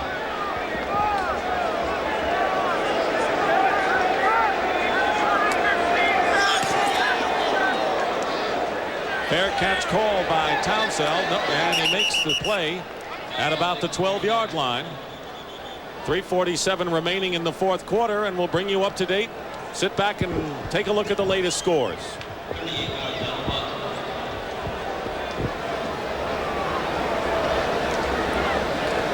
First and 10 for the Jets. They're on 12.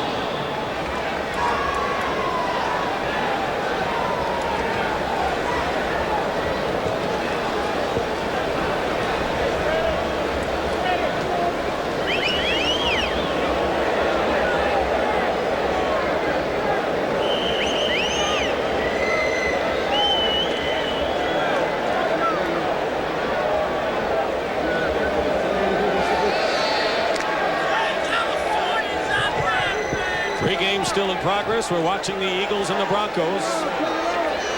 1st and 10 at the 12. Ken O'Brien. Rushed by Kugler. Gets it off to Freeman McNeil, who stopped at the 14 by Charles Haley. Gain of a couple.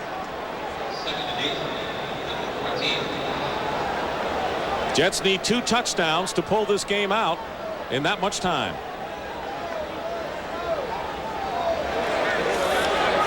O'Brien has Burkett. It'll be a 1st down at the 27-yard line. Don Griffin rides Burkett out of bounds. Gain of 13. Harris Barton and Jesse Sapolo on the sidelines. He didn't say hi, Dan, did he? Probably hi, Dad, huh?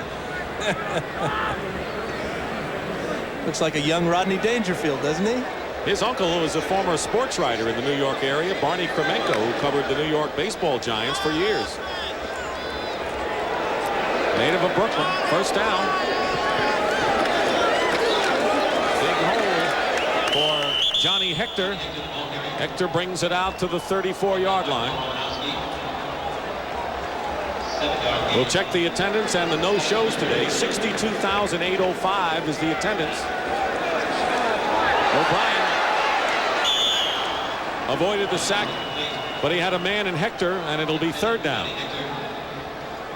Good job by the 49ers of sniffing out that screen to Hector. O'Brien just doesn't have any time in the pocket to go to anybody but his primary receiver. All day long, the 49ers have been hounding him, and that play was no different. Daniel Stubbs is in for Haley, who leaves the game. He had 3.5 sacks today. Third down and 3 for the Jets on their 34. O'Brien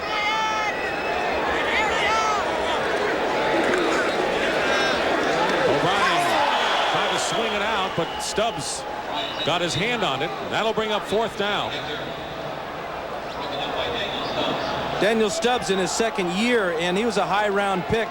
He's working against Alexander, and he shows you the type of athlete he is, fighting off the block, getting up and getting both hands on the ball. Almost came up with the interception. It is fourth down, and the Jets trailing 23-10, 4th and 3, going for the yardage.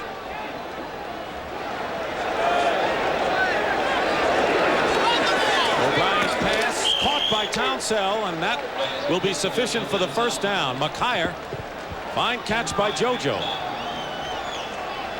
Jets will hurry to the line of scrimmage. They don't have any time to waste. They didn't use any of their timeouts in the first half. Down the stretch then. And O'Brien's pass is batted down by Haley, who's back in the game. Second down. This is a type of game for defensive linemen that they're going to meet a lot of their incentive clauses in their contracts. Sacks and hurries and all those types of things. Passes, defense, interceptions, all these types of things. Charles Haley is he's having one of those all-pro type of days and making some money doing it. They're meeting their incentives all in one game. You're right.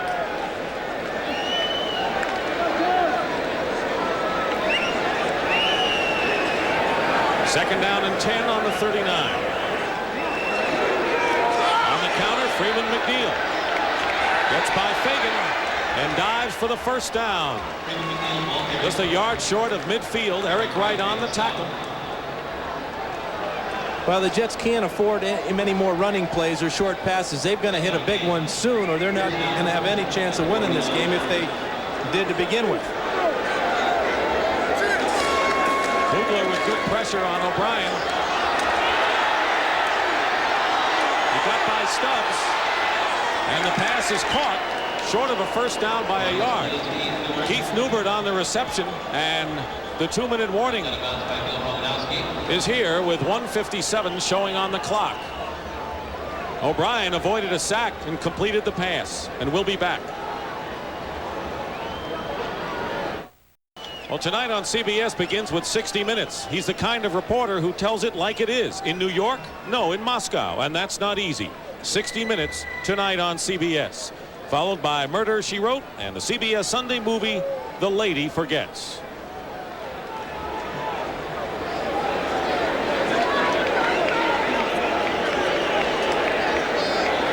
Jets have the ball about a yard short of a first down. First downs are not their big problem right now, trailing by 13 points. And do you think they could add those 3 timeouts they didn't use in the first half and have 6? They could use them. O'Brien out of the shotgun. And the pass is complete. Keith Newbert, and a gain of 11. Hurry up again, and the clock runs. Now a 49er is down on the field, and we will have a timeout.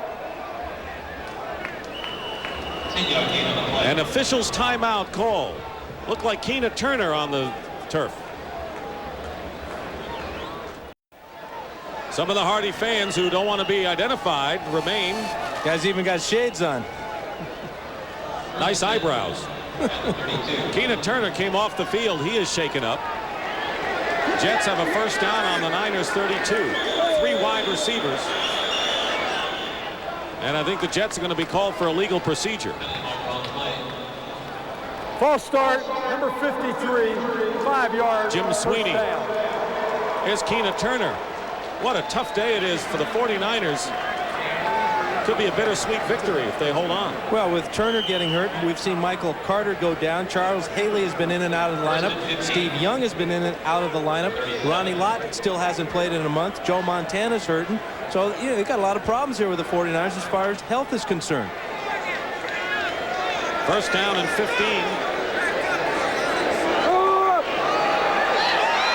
Freeman McNeil got a big hole, nearly slipped at first, regained his footing and gets 17 yards to the San Francisco 20, where the rookie Johnny Jackson makes the tackle. And now the Jets will call their first timeout of this game. They have 2 left, and right now, quickly, let's go across the river to Brent Musburger for an update. Brent? Well, Dick, the Denver Broncos have moved ahead. Still plenty of time to go now in the fourth quarter. John Elway got it to Melvin Bratton. Remember him? A great story. Injured with the Hurricanes, missed all of last year, and he scores his first touchdown now. It's 24-21 Denver, and let's go back to Dick. Dan, of course, you knew something about the Broncos in the fourth quarter, and that's got to be good news to Giant fans with the Eagles now in trouble right at this point. Well, the Broncos have a long history of playing well at Mile High Stadium, and they make sure that as an opponent, you know that it is a mile high. It just wears you out at the end of ball games. First down for the Jets on the San Francisco 20. They have 2 timeouts left. O'Brien, another sack. Larry Roberts this time, and that's number 8 on the day.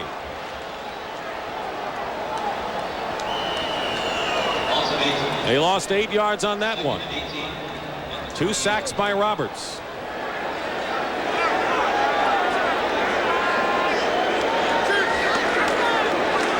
Pressure again on O'Brien, and down he goes for number 9. And there is no keeping the 49er defensive line out. Kevin Fagan picks up that one. That's his second. And O'Brien has been sacked probably more than any other quarterback in his career. He's only played 7 years, and he's already been sacked 200 times. And you just wonder how long a guy can physically hold up to it. Not only is he getting sacked a lot, he's getting knocked down after almost every time he throws. The Jets use another timeout. Here are the scores again.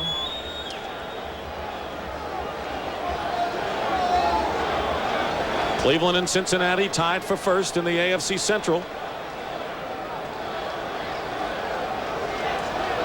Buffalo continue to roll. They look like the power in the entire AFC. 2-game lead over the Colts.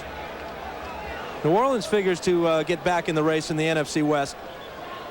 Well, they have 4 losses, and the Rams now have 3. 3 in a row. That big loss today to the Bears. The Bears snapped out of their funk a little bit. They've had lost 3 in a row themselves, so they may be back in the race, so depending on what happens tomorrow night with the Vikings and the Giants here at Giant Stadium. Want to inform our audience that when we finish here, and we have less than a minute, you'll see the conclusion of the Eagles and the Broncos from Mile High Stadium in a tight battle there. 3rd down and 26 for the Jets. O'Brien's pass to Burkett. It's complete, short of a first down by about 13 yards, and stops the clock with 54 seconds to go. You know, you talk about receivers are told to make sure they get their toes down in bounds that time. Well, Burkett made that grab and fell backwards and made sure his heels were in bounds. All counts the same.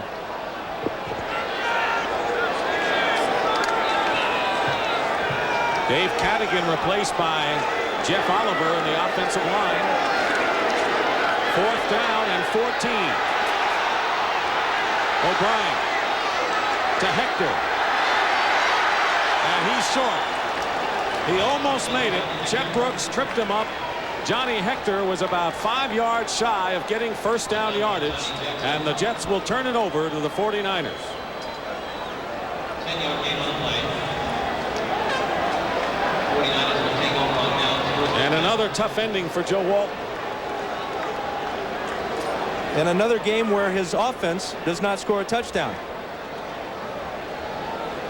It'll be 13 quarters when this one's over. 13 straight quarters in which the offense did not score. It's all right, Walton is telling O'Brien, and it is. Ken O'Brien played his heart out today. Did everything he possibly could to get things going. Hung in that pocket a long time, but he took a real beating from this 49er defensive line.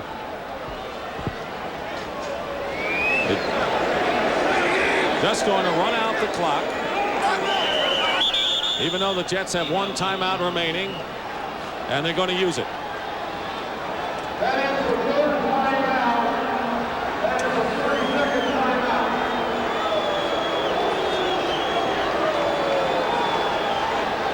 So the Jets are out of timeouts. The NFC West with the 49ers in control, leading 23-10, and the Jets out of timeouts will open up a 2-game lead over the Rams, who lost their 3rd in a row. The Saints, with a win today, are now a game behind the Rams and 3 behind, with Atlanta bringing up the rear. 49ers 4 wins in a row since they last lost, and that loss, of course, was to the Rams in Candlestick Park. And 6 of their remaining 8 games will be played at home. And now, is that good news or bad news, huh? Best road team, obviously in the 80s, maybe the best road team of all time. You may be right, and the defending champs will chalk up another one. Well, the Jets played better today than they did against Buffalo. Small consolation. Bottom line is a loss. 1-7.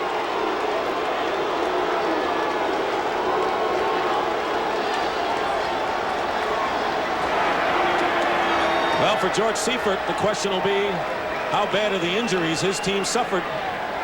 2 weeks in a row now, they've had a lot of injuries. So the 49ers have defeated the Jets 23-10. For Dan Fouts, Dick Stockton saying so long. We're going to send you to New York now. And Brent Musburger. Brent?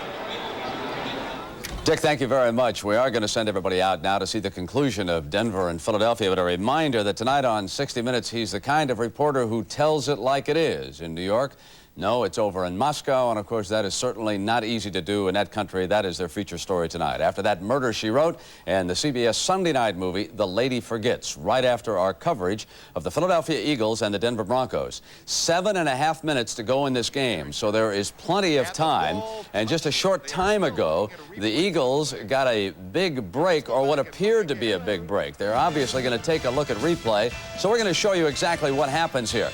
Randall Cunningham got the Eagles going with this touchdown pass to Jimmy Giles, and it was a dandy because it covered 66 yards. John Elway then bringing Denver to within 7 as a diving Vance Johnson with a 13-yard touchdown catch. And bumping into Melvin Bratton, Bratton came free from John Elway and set up the touchdown pass. And also, they were able to kick a field goal after that first Bratton play. And then here is the Bratton touchdown. It was this pass play here, 4 yards, and Bratton with his first career touchdown. Now, the controversy just moments ago, the punt bouncing off a Denver Bronco. Remember, the ruling is you cannot advance a muff. But the Eagles will have the ball 1st and 10 at the 25-yard line. We're going to send you out right now to Vern Lundquist and Terry Bradshaw in Denver. The 32.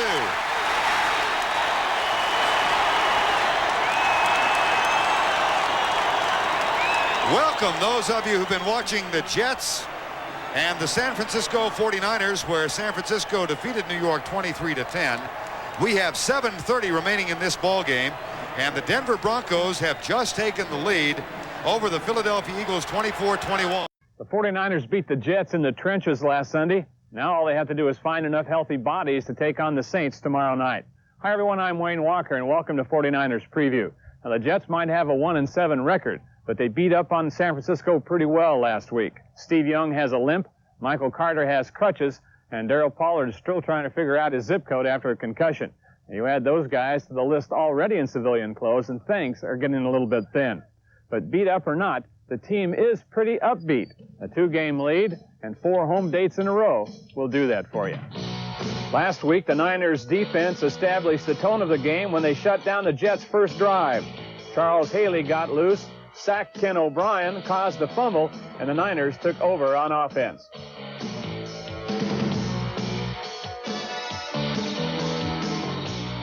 Near the end of the first quarter, the Niners put up the first points. 2nd and 7 at their own 7.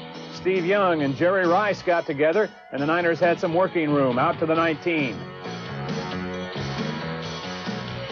Then Roger Craig was wide open, and San Francisco was at the New York 41.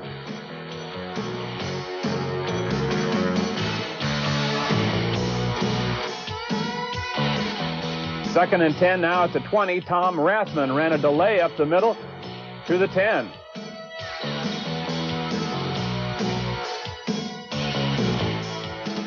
Second and goal from there. Brent Jones worked to the open spot in the end zone, and the Niners were in front by a touchdown.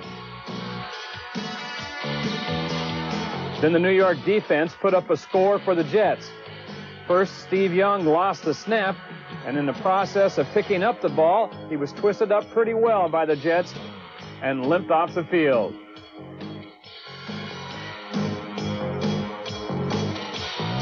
With Joe Montana watching, Steve Bono came in the game and completed his first pass as a 49er. Roger Craig would make the catch coming out of the backfield, but the Jets' Kerry Glenn stripped him of the ball. Eric McMillan scooped it up and went untouched into the end zone, and it was 7-all. But the play didn't seem to bother Bono because he brought the team right back. 2nd and 1 at the 45 off of play action. He let it go deep to Jerry Rice. Rice brought it in, and the 49ers led 14-7. On the next series, Steve Young was taped up and back in the game. 1st and 10 at the 35, and the Jets force him out of the pocket. He got to the 26, but you can see by the limp, he was not at full speed. 2nd and 8 at the 32, Jerry Rice caught his 4th pass of the afternoon at the 15. But the Jets got to Young on the next play, and the Niners would have to settle for 3. Mike Kofer came in and knocked it through from 26 yards out, and the Niners had a 17-7 lead. And they added 3 more as the first half ended. Jets 3rd and 6 at the 39. O'Brien connected with Keith Newbert, but Keena Turner stripped him of the ball, and Bill Romanowski was on it for the Niners. Kofer in again. He kicked it through to end the half, and it was a 20-7 game. After the break, the Jets were desperate, and they opened the second half with an onside kick. It worked. Kerry Glenn recovered, and the Jets had the ball. But the Niners defense stopped New York at the 8, and all they could manage was a field goal. Pat Leahy was good from 24 yards away, and that 3 would make it a 20-10 game. When the Niners got the ball, Young managed to drag his bad knee downfield for a first down at the 31.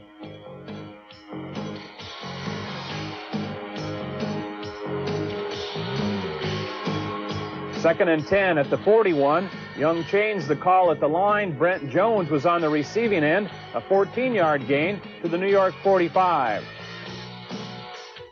Jerry Rice got 14 more here, but that's as far as the drive would go. So once again, it was Mike Kofer. He struck from 40 away, and it was a 23-10 game. Then the defense took over the rest of the way. And if this would have been a prize fight, they might have stopped it. The Niners now have a 7-1 record, a 2-game lead in the West, and 4 games in a row at home. The question is, who's healthy enough to play them? Well, George, so many injuries lining up Monday night. At this point, who do you think will be there and who do you think won't?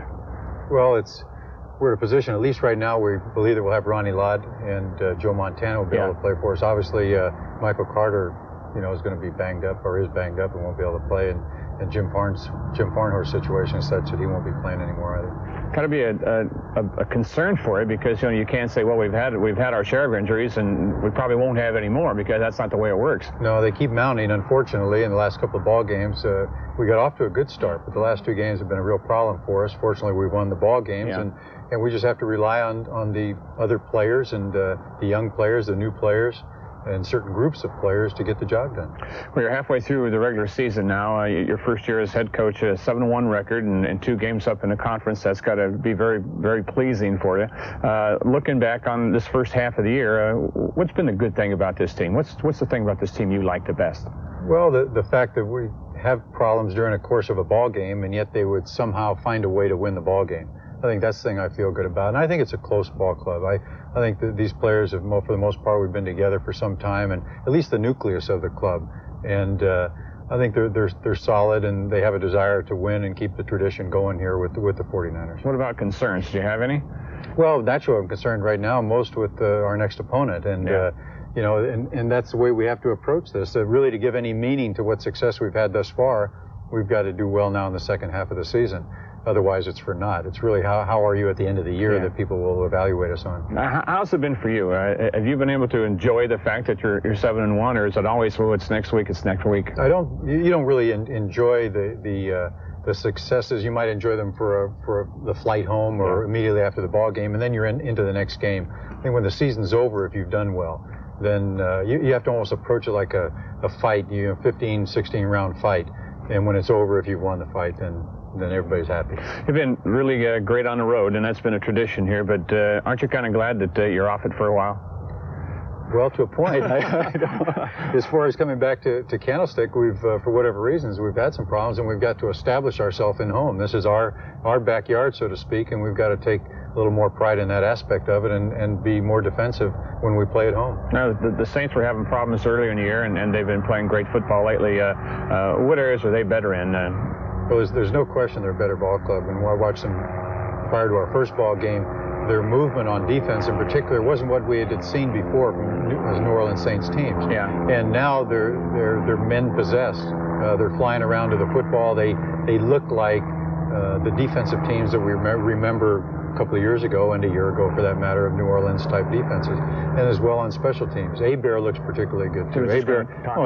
He's always played well against you. He's always played well. Like he really knows what he's doing. There's no question. He's always played well against us. He's very elusive, and he does, not that he's a great scrambler, but he's able to avoid the pressure just enough, and he has a tremendous sense of where his receivers are. And it's like, again, he's throwing darts in the bar, and just the way he lays the ball off, and he's one of the top quarterbacks now that we'll face. And I don't know that we'll face a team that's going to be much better. I mean, we've got some very good teams that we're going to be facing. But I think as far as this club is concerned, this New Orleans club right now at this point of the year, it's about as tough as we're going to face this season. Okay, well, best of luck on it. Okay. How good was the defense last week? Well, all I really have to say is 9 sacks.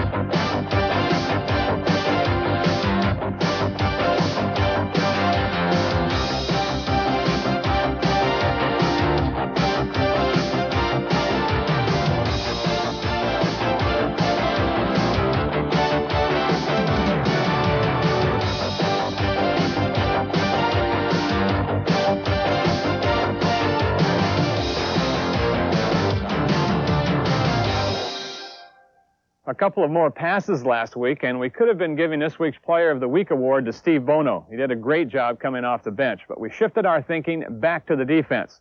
They dominated the game, and this week's BMW Player of the Week, Charles Haley, did it all. He came hard on every play and put himself on the line to his teammates before the game.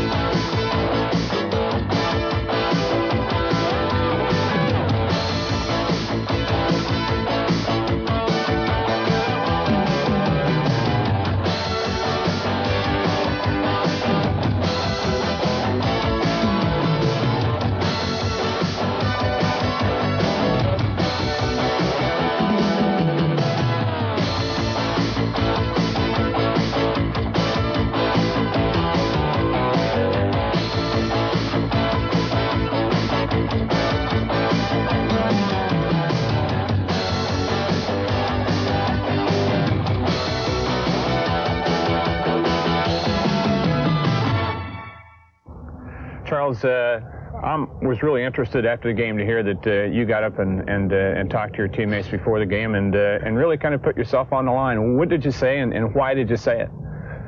Well, I don't know what I said, but it must have been so motivating if these guys saying that I said a whole lot.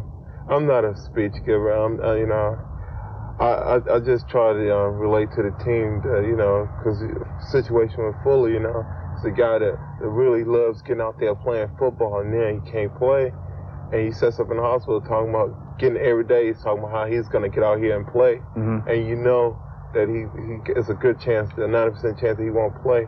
And I was just telling guys that God gave us talent to get out there and play, man. Let's go do it and stop just using a little bit of it. That was my only point. I liked also Larry Roberts said that you said if you guys want an example of how to play this game today, watch me, because I'm going to be coming off on every play, giving everything I have. Yeah, true. That was more or less with the defensive line, because I felt that in other games, that I would read more instead of just going out and playing. And from now on out, I'm just going to play, and I'm not going to sit back and read and wait to see what people are going to do to me. They just have to do it to me on the run. Well, Coach Mack has something to say about that, though, doesn't he? About yeah, he kind of turned you guys loose in this game. I know a little bit. Plus, you got in a situation towards the end of the game where you just you didn't have to worry about the run. Yeah, towards the end, that was a lineman's heaven right there when you knew they had to throw. But like you said, Mack, he came up last week when we went to the New England game. We got out of what we do best. We started going plain and vanilla, and they started moving the ball on us. And Mack said that he wasn't going to do that, and he said, okay, we got the draws, we got the runs this week, y'all play it on the run, and that's what we did. And we had a lot of success at that. You ran a few more stunts, it looked like, too, than you have been lately, loops and twists and those kinds of things. Well, by not having to blitz, not having to bring an extra guy, we could double guys in the secondary, and the line could just do a lot of different stunts and not worry about containment, which was great. You're not having responsibility, not have to worry about the far back swing and all these other different plays coming at you, and that was great. What kind of pass rusher do you describe yourself as? I mean, what would you say your technique? A combination of everything, strength and speed and technique, or what? 50% on finesse. Yeah. 10% on power rush. Well, that's good. And the other 40%, I just try to do anything I can to get there. Yeah. You can use that power rush when you got the back blocking you, right? Hey, I only use power rush when I have to, believe me, because it doesn't, these guys 300 pounds, lightest guy on the plate is probably 285, and I'm only 245. Yeah. And, that's a long day. Hey, it's been working great for you. Pro Bowl last year, and you picked right up where you left off. Congratulations on having a great season so far. Congratulations on being our player of the game, and keep it going. There's plenty of these in store for you. I know that. I'm going to try to get a couple more there. Okay. Thank you.